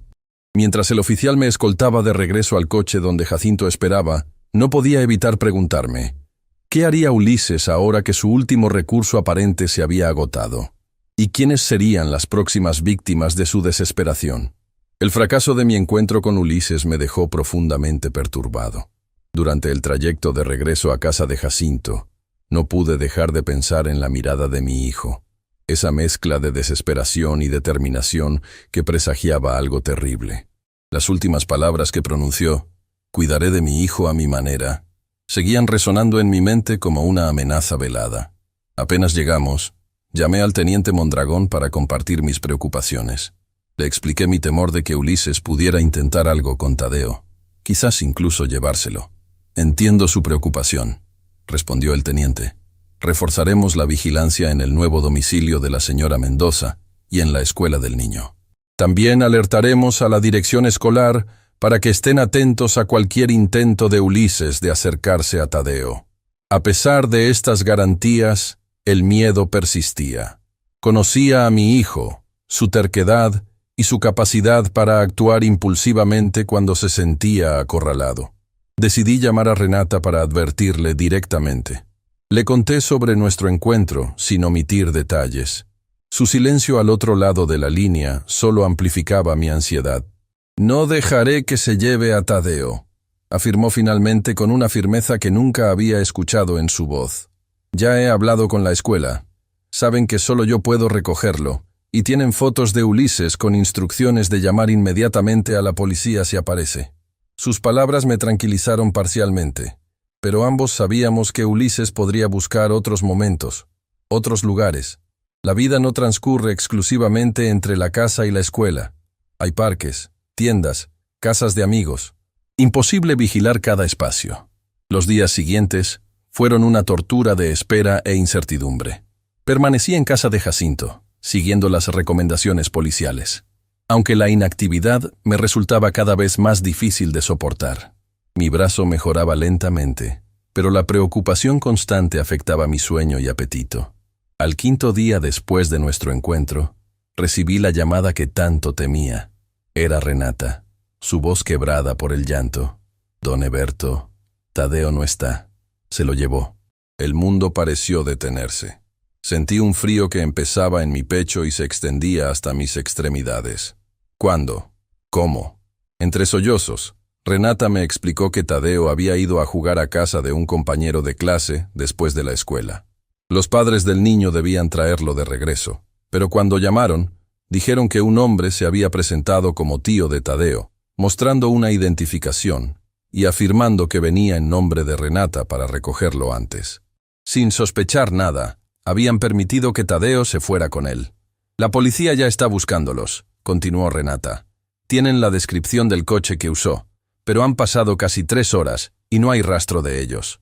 Mi mente intentaba procesar lo sucedido mientras trataba de mantener la calma para no aumentar la angustia de Renata. ¿Te ha contactado? ¿Ha pedido algo? Nada, respondió, su voz temblando. Su teléfono está apagado. Estoy aterrada, don Eberto. ¿Qué quiere lograr con esto? ¿Qué planea hacer con Tadeo? Era la pregunta que también me atormentaba. ¿Era Tadeo un rehén para obtener el dinero que le había negado? ¿O Ulises, en su desesperación, simplemente había decidido huir llevándose a su hijo? Prometí a Renata ir inmediatamente a la comandancia y luego reunirme con ella. Al colgar, encontré a Jacinto ya preparado para llevarme, habiendo escuchado lo suficiente de la conversación para entender la gravedad de la situación. En la comandancia, el teniente Mondragón coordinaba personalmente la búsqueda. Mapas desplegados, oficiales recibiendo instrucciones, comunicaciones constantes por radio.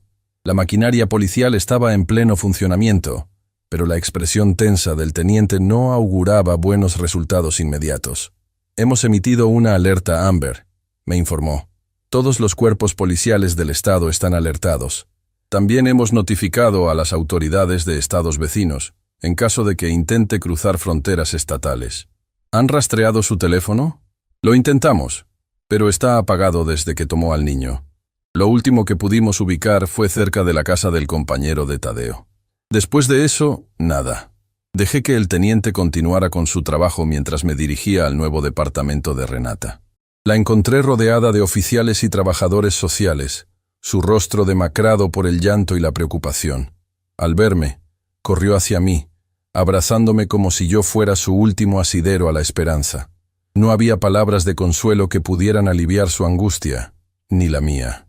Solo podíamos esperar, rezando para que Ulises recapacitara o que la policía los encontrara pronto. Las horas siguientes fueron un borrón de llamadas, declaraciones y espera angustiosa. La noche cayó sin noticias. Renata se negaba a descansar, moviéndose inquieta por el pequeño departamento, revisando constantemente su teléfono por si Ulises intentaba contactarla. Cerca de la medianoche, cuando el cansancio comenzaba a vencernos, su teléfono finalmente sonó. Un número desconocido. Renata activó el altavoz con manos temblorosas. ¿Hola? Renata, soy yo. La voz de Ulises sonaba extrañamente calmada. Tadeo está bien. Está dormido ahora. No quiero que te preocupes. ¿Dónde están? ¿Por qué te lo llevaste así? Toda la policía te está buscando. Lo sé. Era la única forma de que me escucharan.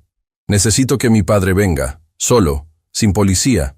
Entonces devolveré a Tadeo y resolveremos esto. Intercambié miradas con Renata. El oficial presente ya estaba haciendo señas de que mantuviera la conversación mientras intentaban rastrear la llamada. Ulises, está aquí conmigo. Te lo paso. Tomé el teléfono intentando controlar la mezcla de rabia y miedo que me invadía. ¿Qué pretendes con esto, Ulises? ¿Usar a tu propio hijo como rehén? No es así, papá. Tadeo está perfectamente seguro. Solo necesito que vengas y hablemos, sin policías de por medio esta vez. Una conversación real, de padre a hijo. ¿Dónde? En la cabaña del tío Sebastián. ¿La recuerdas? Donde íbamos a pescar cuando era niño. Por supuesto que la recordaba. La cabaña pertenecía al hermano de mi difunta esposa, abandonada hace años después de su muerte. Ubicada a orillas de un pequeño lago a unos 50 kilómetros de la ciudad, había sido nuestro refugio ocasional durante los veranos cuando Ulises era pequeño. Sé dónde es. ¿Cuándo? Mañana al amanecer. Ven solo. Si veo a la policía, nos iremos inmediatamente y no volverás a vernos. Estaré allí, prometí. Pero Ulises, piensa en lo que estás haciendo. Esto solo empeora tu situación. Mi situación no puede empeorar más, papá, respondió con amargura. Mañana al amanecer, solo. La llamada terminó abruptamente. El oficial que había estado coordinando el intento de rastreo sacudió la cabeza. No habían tenido tiempo suficiente para ubicar la señal. No puede ir solo, declaró Renata inmediatamente. Es peligroso. Está desesperado, armado. Y tiene a mi nieto, completé. No arriesgaré la seguridad de Tadeo. Iré como pide. El teniente Mondragón, que había llegado mientras hablábamos con Ulises, intervino. Señor Saldívar, entiendo su preocupación, pero no podemos permitir que se ponga en riesgo así. Déjenos manejar esto. ¿Cómo? Rodeando la cabaña con policías armados, arriesgando que Ulises entre en pánico. Mi voz se elevó involuntariamente. Conozco a mi hijo. En este momento es impredecible, pero no creo que lastime a Tadeo o a mí si coopero. Si ven policías, huirá, y entonces sí estaremos en un escenario totalmente incierto. El teniente consideró mis palabras, su expresión debatiéndose entre el deber profesional y la comprensión humana de la situación. Tengo una propuesta. Irá solo, como pide su hijo, pero con un micrófono oculto y un equipo táctico a distancia, fuera del rango visual de la cabaña pero lo suficientemente cerca para intervenir si es necesario. Era un compromiso razonable. Aseguré al teniente que conocía bien el terreno alrededor de la cabaña y podría indicarles los mejores puntos para posicionarse sin ser detectados. Pasamos las siguientes horas planificando meticulosamente. Sobre un mapa de la zona, señalé los accesos a la cabaña, las áreas de vegetación densa donde podrían ocultarse y las rutas potenciales de escape que Ulises podría utilizar. También les expliqué la distribución interior de la cabaña. Una sola habitación grande con una pequeña cocina en un extremo y un baño básico, ventanas en 3 de sus 4 paredes. A las 4 de la madrugada me equiparon con un micrófono discreto bajo la camisa y un pequeño dispositivo de rastreo. Insistí en conducir yo mismo, a pesar de mi brazo enyesado, para no levantar sospechas. El teniente Mondragón y su equipo partirían media hora después, por una ruta alternativa, para posicionarse estratégicamente. Antes de marcharme, abracé a Renata, prometiéndole traer a Tadeo de vuelta. Tenga cuidado, me pidió con ojos enrojecidos por el llanto y la falta de sueño. No solo por Tadeo, sino también por usted. Es lo más cercano a un padre que he tenido en años. Sus palabras me conmovieron profundamente, dándome una fortaleza renovada para enfrentar lo que venía. El amanecer apenas comenzaba a insinuarse cuando llegué al camino de tierra que conducía a la cabaña. Los recuerdos de veranos pasados contrastaban dolorosamente con la situación actual. Donde una vez hubo risas y lecciones de pesca, ahora había miedo y el eco de decisiones equivocadas. La cabaña apareció finalmente, apenas visible en la penumbra, una estructura rústica de madera oscurecida por el tiempo y las inclemencias. Junto a ella, reconocí el viejo sedán de Ulises. Al menos seguían allí. Estacioné y esperé unos minutos, consciente de que Ulises probablemente me observaba desde el interior. Finalmente, reuniendo todo mi coraje, salí del coche y caminé hacia la cabaña. La puerta se abrió antes de que pudiera llamar. Ulises apareció en el umbral, su figura recortada contra la tenue luz interior. Tenía el aspecto de alguien que no ha dormido en días. «Entraste solo», afirmó más que preguntó, escrutando el camino detrás de mí. «Como prometí», respondí. «¿Dónde está Tadeo?» Ulises se apartó, permitiéndome entrar. La cabaña estaba prácticamente como la recordaba, aunque más deteriorada. Sobre un viejo sofá, Tadeo dormía profundamente, cubierto con una manta. Me acerqué instintivamente hacia él, pero Ulises me detuvo con un gesto. «Está bien, solo duerme. No quiero despertarlo todavía». Observé a mi nieto con preocupación, buscando señales de que estuviera bien. Su respiración parecía normal, su expresión tranquila. No había signos visibles de que hubiera sido maltratado. «¿Qué quieres, Ulises?», pregunté finalmente, volviéndome hacia mi hijo. «¿Por qué todo esto?». «Siéntate», indicó, señalando una silla desvencijada. Él permaneció de pie, su mano derecha inquietantemente cerca de su cintura, donde imaginé que llevaba el arma. «Necesitaba que me escucharas realmente, sin policías, sin presiones externas». «Te escucho», dije simplemente sentándome donde indicó. Ulises comenzó a caminar de un lado a otro, su energía nerviosa manifestándose físicamente. «Las personas a las que debo dinero no son simples prestamistas, papá. Son gente peligrosa, vinculada con cárteles. No aceptan excusas ni planes de pago. O les das lo que exigen, o toman lo que valoras. ¿Y por eso secuestraste a tu propio hijo? ¿Para usarlo como moneda de cambio?». «No», exclamó momentáneamente alterado antes de controlarse, mirando hacia Tadeo para asegurarse de no haberlo despertado. «No lo entiendes. No traje a Tadeo para presionarte. Lo traje para protegerlo». Su explicación me desconcertó. «¿Protegerlo? ¿De qué?». «Cuando me reuní contigo en la cafetería y rechazaste ayudarme sin condiciones, supe que estaba acabado. Esa misma noche, me contactaron. Sabían sobre Tadeo, sobre Renata. Dijeron que si no pagaba en 48 horas, irían por ellos primero, para darme una lección». Un escalofrío recorrió mi espalda. Si lo que decía era cierto, la situación era aún más grave de lo que había imaginado. «¿Por qué no acudiste a la policía?». Ulises rió amargamente. «¿La policía? ¿Contra esta gente? Tienen contactos en todas partes. Además, ¿quién me creería ahora? Soy un fugitivo con múltiples cargos en mi contra». «Entonces tomaste a Tadeo y huiste. Era la única forma de mantenerlo a salvo, mientras ideaba un plan. Y necesitaba que vinieras, que entendieras la gravedad de la situación sin intermediarios».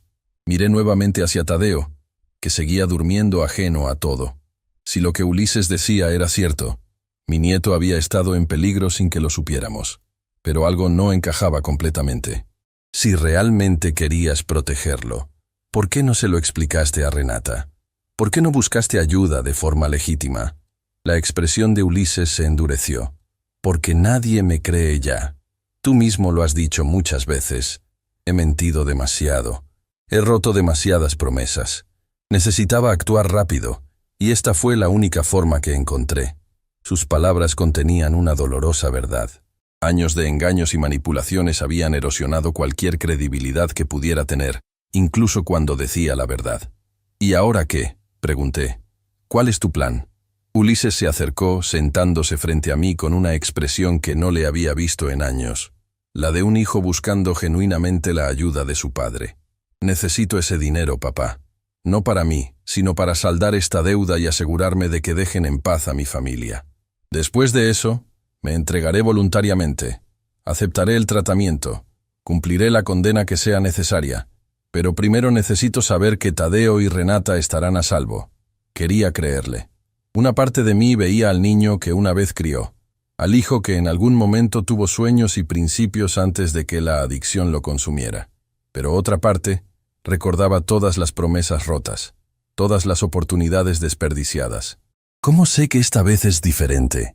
¿Que no es solo otra manipulación para conseguir dinero?». Ulises mantuvo mi mirada sin pestañear. «Porque esta vez no se trata de mí, se trata de Tadeo. Puedes odiarme, puedes desentenderte de mí después de esto, pero sé que amas a Tadeo tanto como yo. No permitirás que le pase nada si puedes evitarlo». En ese momento, un suave quejido nos interrumpió. Tadeo comenzaba a despertar, frotándose los ojos con pequeños puños. Al abrir los ojos y verme, su rostro se iluminó con una sonrisa que derritió parte de mi recelo. «Abuelito», exclamó, levantándose de un salto para abrazarme. Lo recibí con mi brazo bueno, sintiendo su pequeño cuerpo cálido contra el mío, un recordatorio tangible de lo que estaba en juego. «Hola, chaparro», lo saludé, intentando que mi voz sonara normal. «¿Estás bien?». Tadeo asintió entusiasmado. «Papá dijo que vendríamos de campamento, como una sorpresa. ¿Tú también te quedas con nosotros? ¿Vamos a pescar como en las historias que me cuentas?».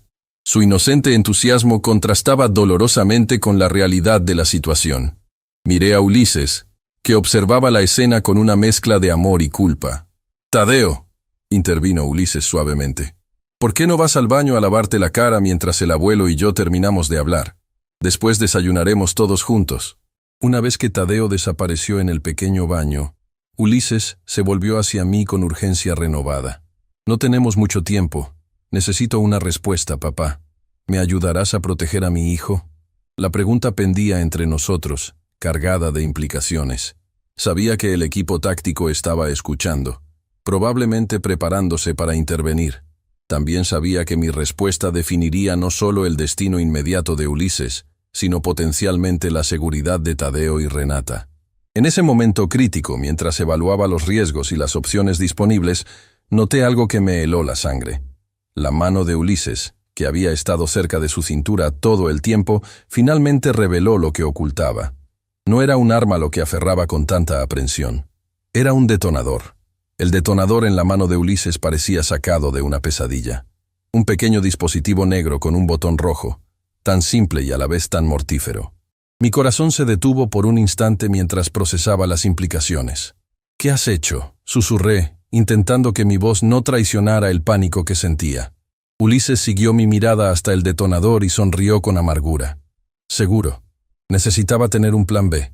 «¿Un plan B? ¿Explosivos? ¿Con tu hijo aquí?» La incredulidad y el horror me invadieron. Nunca imaginé que la desesperación de Ulises llegaría a este extremo. «Tranquilo», respondió, bajando la voz para que Tadeo no escuchara desde el baño. «No es lo que piensas. Los explosivos están en mi coche, no en la cabaña. Es solo una precaución, en caso de que la policía intente intervenir». El alivio momentáneo de saber que Tadeo no estaba sentado sobre explosivos se mezcló con una nueva preocupación. El equipo táctico que nos rodeaba. Si veían el detonador, podrían entrar inmediatamente, desencadenando precisamente lo que intentábamos evitar. «Ulises, esto es una locura. Pensar en explosivos, poner en riesgo a tu propio hijo». «No lo entiendes», interrumpió, su voz tensa pero controlada. «Estas personas me dieron un ultimátum. Si no les pago, irán por lo que más valoro. No son amenazas vacías. Ya han matado por menos». El sonido del agua corriendo en el baño me recordó que Tadeo podría regresar en cualquier momento. Necesitaba encontrar una solución rápida, antes de que la situación escalara más allá de todo control.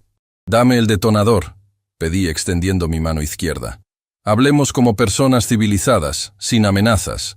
Ulises retrocedió, aferrándose al dispositivo. «No hasta que me prometas ayudarme. Necesito ese dinero hoy, papá. Si no pago antes del anochecer, vendrán a buscarme.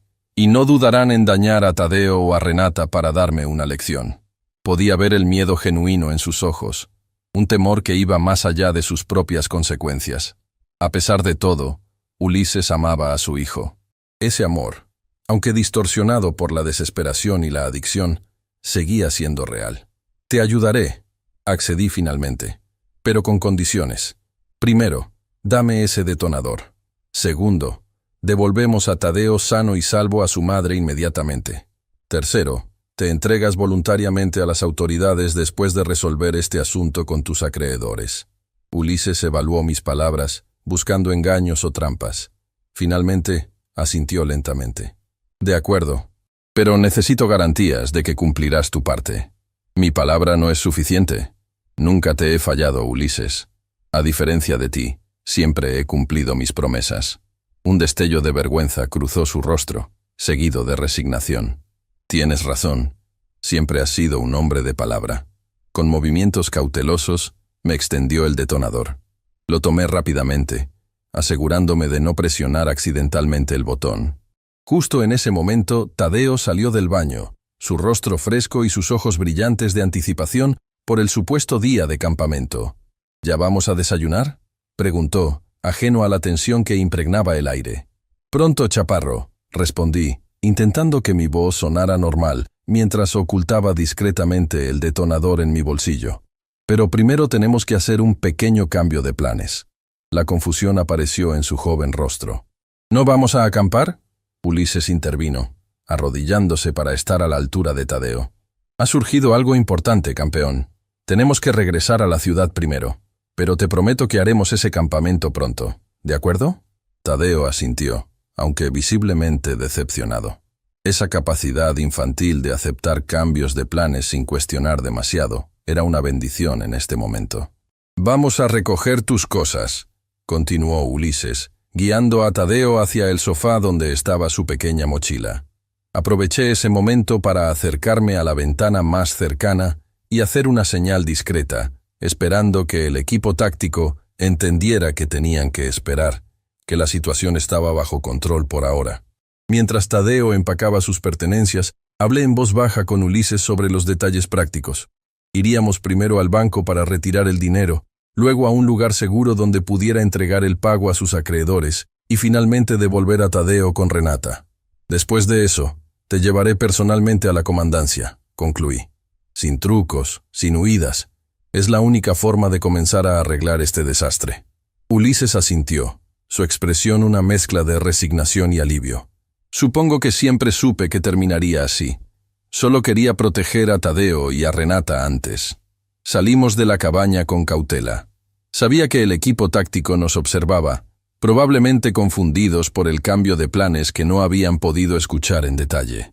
Esperaba que mi comportamiento calmado les indicara que la situación estaba bajo control.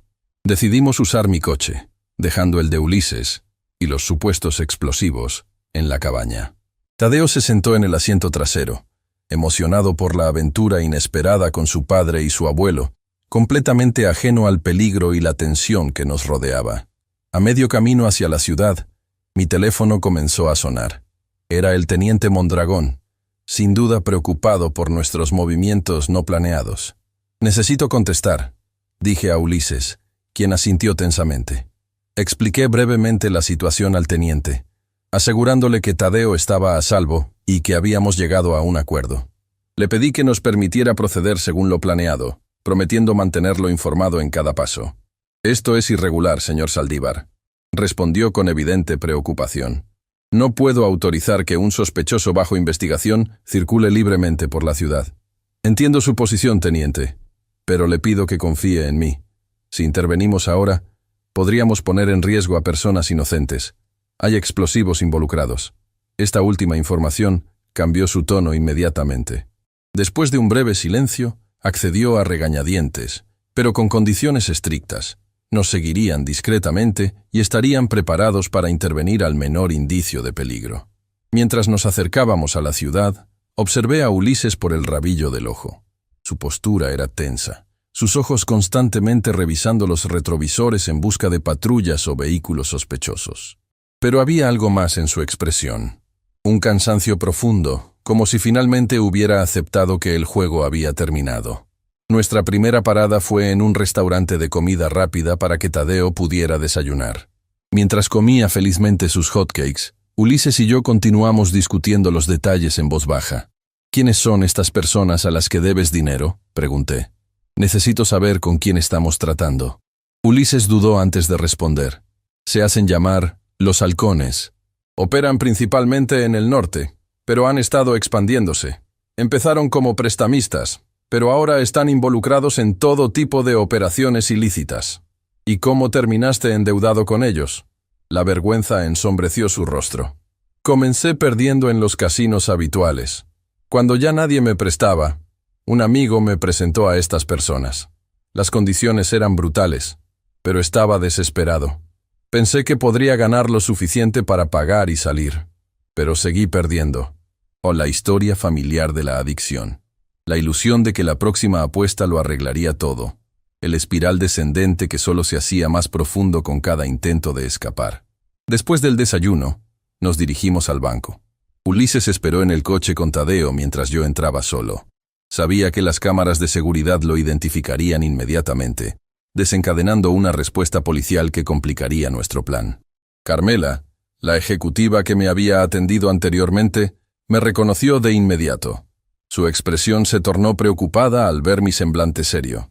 «Necesito retirar una cantidad importante», le informé sin preámbulos. 250.000 pesos. Sus ojos se agrandaron con sorpresa y alarma. «Señor Saldívar, esa es casi la mitad de sus ahorros. ¿Está seguro?». La última vez mencionó preocupaciones sobre su hijo intentando acceder a su dinero. Estoy completamente seguro, respondí con firmeza. Es una emergencia familiar. Algo en mi tono debió comunicarle la gravedad de la situación, porque no insistió más. Después de completar el papeleo necesario, salí del banco con el dinero en efectivo, una suma que representaba décadas de trabajo honesto y sacrificios. De regreso en el coche, Ulises examinó brevemente el paquete de billetes antes de guardarlo en su chaqueta. Pude ver el alivio en su rostro, como si un peso enorme hubiera sido levantado de sus hombros.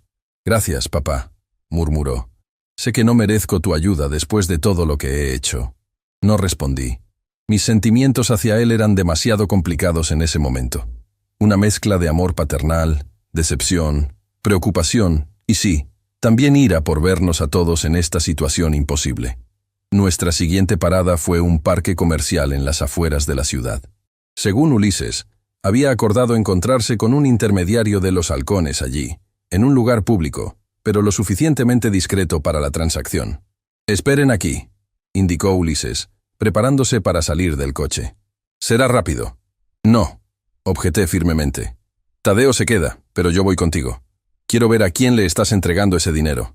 Ulises comenzó a protestar, pero al ver mi determinación, cedió a regañadientes. «Bien, pero mantente a distancia y no intervengas. Estas personas son peligrosas». Tadeo nos miró con curiosidad. «¿A dónde van?» «Tu papá y yo tenemos que hablar con alguien», expliqué. «Tú quédate aquí y no abras a nadie. Volveremos en unos minutos», asintió solemnemente, tomando muy en serio su responsabilidad de cuidar el coche. Ulises y yo nos dirigimos hacia una cafetería en el extremo del parque comercial. A esta hora temprana, el lugar estaba casi vacío, excepto por un hombre sentado en una esquina, observándonos atentamente mientras nos acercábamos.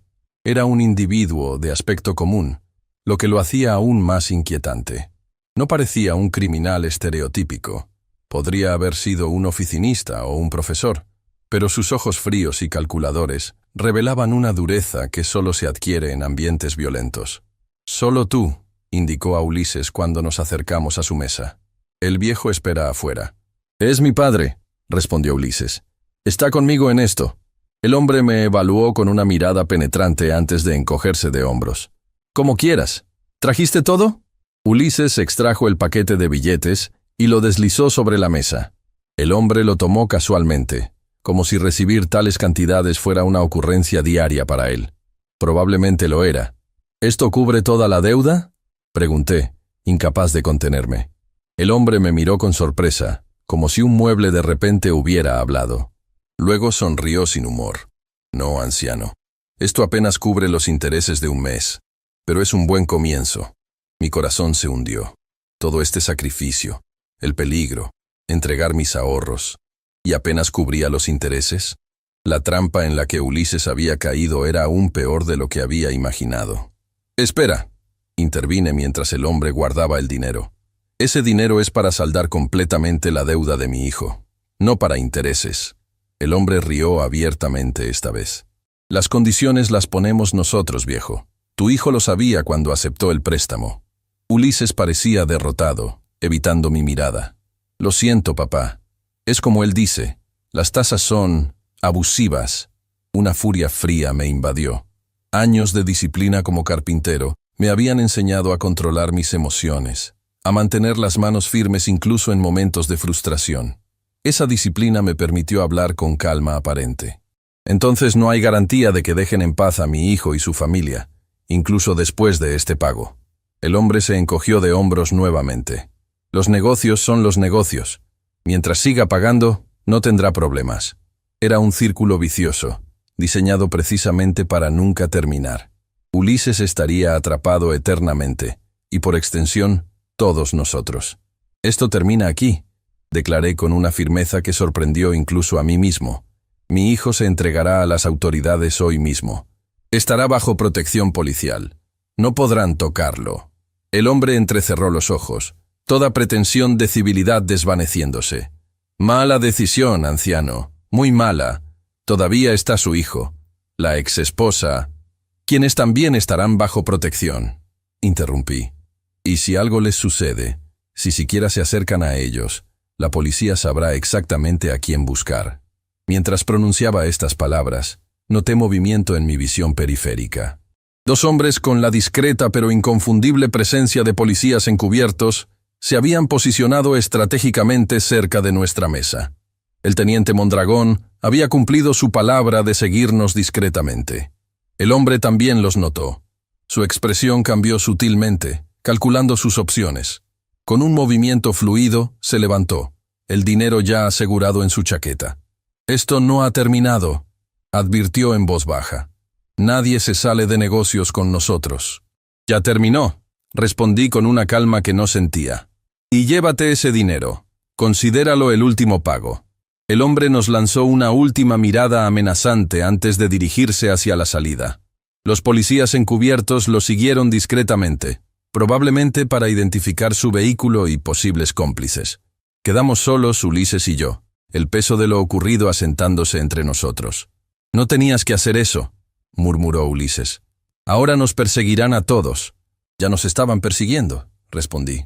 «La diferencia es que ahora enfrentaremos esto legalmente, con protección adecuada. No más secretos, no más intentos de solucionar todo por tu cuenta». Regresamos al coche donde Tadeo esperaba pacientemente. Su rostro se iluminó al vernos, ajeno al drama que acababa de desarrollarse. «¿Ahora vamos con mamá?», preguntó esperanzado. «Sí, chaparro», respondí, intentando que mi voz sonara normal. «Vamos con tu mamá». Durante el trayecto hacia el departamento donde Renata esperaba ansiosamente, Ulises permaneció en silencio, su mirada perdida en el paisaje urbano que pasaba por la ventanilla. Podía imaginar sus pensamientos, el futuro incierto, la prisión que le esperaba, las consecuencias de años de malas decisiones finalmente alcanzándolo. Cuando llegamos, Renata salió corriendo antes incluso de que detuviéramos completamente el vehículo. Abrió la puerta trasera y envolvió a Tadeo en un abrazo desesperado, lágrimas de alivio corriendo por sus mejillas. «Mi niño, ¿estás bien? ¿Te hicieron daño?» «Estoy bien, mamá», respondió Tadeo confundido por tanta emoción. «Fuimos de campamento con papá y el abuelo. Fue divertido». Renata miró a Ulises, quien había salido del coche, y observaba la escena con una mezcla de arrepentimiento y resignación. No había odio en sus ojos, solo una profunda tristeza por lo que podría haber sido. «Lo siento», dijo Ulises simplemente. «Por todo». Antes de que Renata pudiera responder, una patrulla se detuvo junto a nosotros. El teniente Mondragón descendió, acompañado por dos oficiales. «Ulises Saldívar», anunció formalmente. «Está bajo arresto por múltiples cargos, incluyendo asalto, secuestro y amenazas». Ulises no ofreció resistencia mientras le colocaban las esposas. Su rostro mostraba una extraña calma, como si finalmente hubiera aceptado su destino. «Papá», me llamó antes de que lo introdujeran en la patrulla. «Gracias por intentar ayudarme, incluso cuando no lo merecía. Cuida de Tadeo por mí». Asentí, incapaz de encontrar palabras adecuadas para ese momento. A pesar de todo lo ocurrido, seguía siendo mi hijo, el niño que una vez llevé sobre mis hombros, a quien enseñé a tallar madera y a distinguir diferentes tipos de árboles. Mientras la patrulla se alejaba, Tadeo se acercó a mí, confusión en su rostro infantil. «¿A dónde llevan a papá?». Me arrodillé frente a él, buscando las palabras para explicar algo tan complejo a un niño de 8 años. «Tu papá necesita ayuda, Tadeo. Ha cometido algunos errores y ahora tiene que afrontarlos. Pero eso no significa que no te quiera». «¿Cuándo volverá?». La pregunta inocente golpeó mi corazón. «No lo sé, chaparro. Probablemente pasará un tiempo. Pero mientras tanto, tu mamá y yo estaremos siempre contigo». Renata se acercó, colocando una mano en mi hombro en un gesto de solidaridad. «Gracias por traerlo de vuelta», dijo suavemente. «No sé cómo lo logró, pero le estaré eternamente agradecida». «Fue Ulises quien decidió hacer lo correcto al final», respondí. «A pesar de todo, sigue siendo su padre». Los días siguientes fueron un torbellino de declaraciones, reuniones con abogados y sesiones con trabajadores sociales. La historia completa salió a la luz. La adicción de Ulises, sus deudas con prestamistas vinculados al crimen organizado, el intento desesperado de obtener dinero de mí, y finalmente, el secuestro de Tadeo. Gracias a su cooperación y a la información que proporcionó sobre los halcones, las autoridades pudieron iniciar una investigación más amplia sobre esta organización criminal. No era consuelo suficiente. Pero al menos algo bueno saldría de toda esta tragedia. Como parte del acuerdo con la fiscalía, Ulises recibió una sentencia reducida. 3 años de prisión, con la condición de completar un programa intensivo de rehabilitación para su ludopatía. No era un final feliz, pero sí un comienzo hacia la redención. Un mes después, cuando finalmente me quitaron el yeso del brazo, visité a Ulises en la prisión estatal. Estaba más delgado, pero paradójicamente más saludable, como si la estructura y la ausencia de tentaciones estuvieran teniendo un efecto positivo en él. «¿Cómo está Tadeo?», fue su primera pregunta. «Bien, te extraña. Renata lo trae a verme 2 veces por semana. Es un niño fuerte». Ulises asintió, sus ojos humedeciéndose ligeramente. «¿Le has explicado sobre mí? ¿Sobre dónde estoy?» «Le dijimos que estás en un lugar especial donde ayudan a personas con problemas como el tuyo, que necesitas tiempo para sanar». Lo entiende a su manera. La conversación continuó, incómoda a veces, emocionalmente cargada en otros momentos. No era una reconciliación completa, ni un perdón inmediato por todo lo ocurrido. Esas cosas llevarían tiempo, quizás años, pero era un comienzo, un puente frágil sobre el abismo que las acciones de Ulises habían creado. Antes de marcharme, Ulises me detuvo con una pregunta inesperada. «¿Crees que algún día podrás confiar en mí nuevamente?» La pregunta merecía una respuesta honesta. «No lo sé, hijo. La confianza, una vez rota, es difícil de reconstruir. Pero estoy dispuesto a darte la oportunidad de intentarlo, día a día, decisión a decisión». Asintió, aceptando mi respuesta como justa. «Es más de lo que merezco». Al salir de la prisión, sentí un extraño alivio. No porque los problemas hubieran terminado, aún quedaban muchos desafíos por delante, sino porque finalmente habíamos dejado de fingir, de evitar la verdad dolorosa. Ulises estaba enfrentando las consecuencias de sus acciones, y aunque el camino sería difícil, al menos era un camino hacia adelante. Esa tarde, cuando recogí a Tadeo de la escuela como había prometido a Renata, su rostro se iluminó al verme esperando en la puerta. Corrió hacia mí con la energía despreocupada de la niñez, su mochila rebotando contra su espalda. «Abuelito, ¿hoy vamos a tu taller? ¿Me enseñarás a hacer un barquito de madera como prometiste?» Sonreí, sintiendo una calidez que hacía tiempo no experimentaba. «Por supuesto, chaparro. Es hora de que aprendas los secretos de la carpintería, como tu padre a tu edad». Mientras caminábamos de la mano hacia mi casa, donde el pequeño taller esperaba con sus herramientas y pedazos de madera, pensé en los ciclos de la vida, en cómo las oportunidades de redención pueden surgir incluso de las circunstancias más dolorosas. Mi hijo me había roto el brazo porque me negué a darle el control de mi cuenta bancaria, pero lo que le salió realmente caro no fue la sentencia de prisión ni las consecuencias legales. Fue darse cuenta, finalmente, del valor de lo que había estado a punto de perder para siempre. La confianza de su padre, el amor de su hijo y su propia dignidad. Algunos aprendizajes llegan de manera brutal, a través del dolor y la pérdida. Pero si ese aprendizaje lleva a un cambio verdadero, quizás el costo, por alto que sea, valga la pena. Solo el tiempo dirá si Ulises ha aprendido realmente su lección. Mientras tanto, tengo un nieto que enseñar y una vida que reconstruir, tablón por tablón, día por día, como siempre he hecho. Amigos, si esta historia les tocó el corazón, no olviden darle like y suscribirse a mi canal. Podrían ayudar a alguien que esté pasando por algo similar.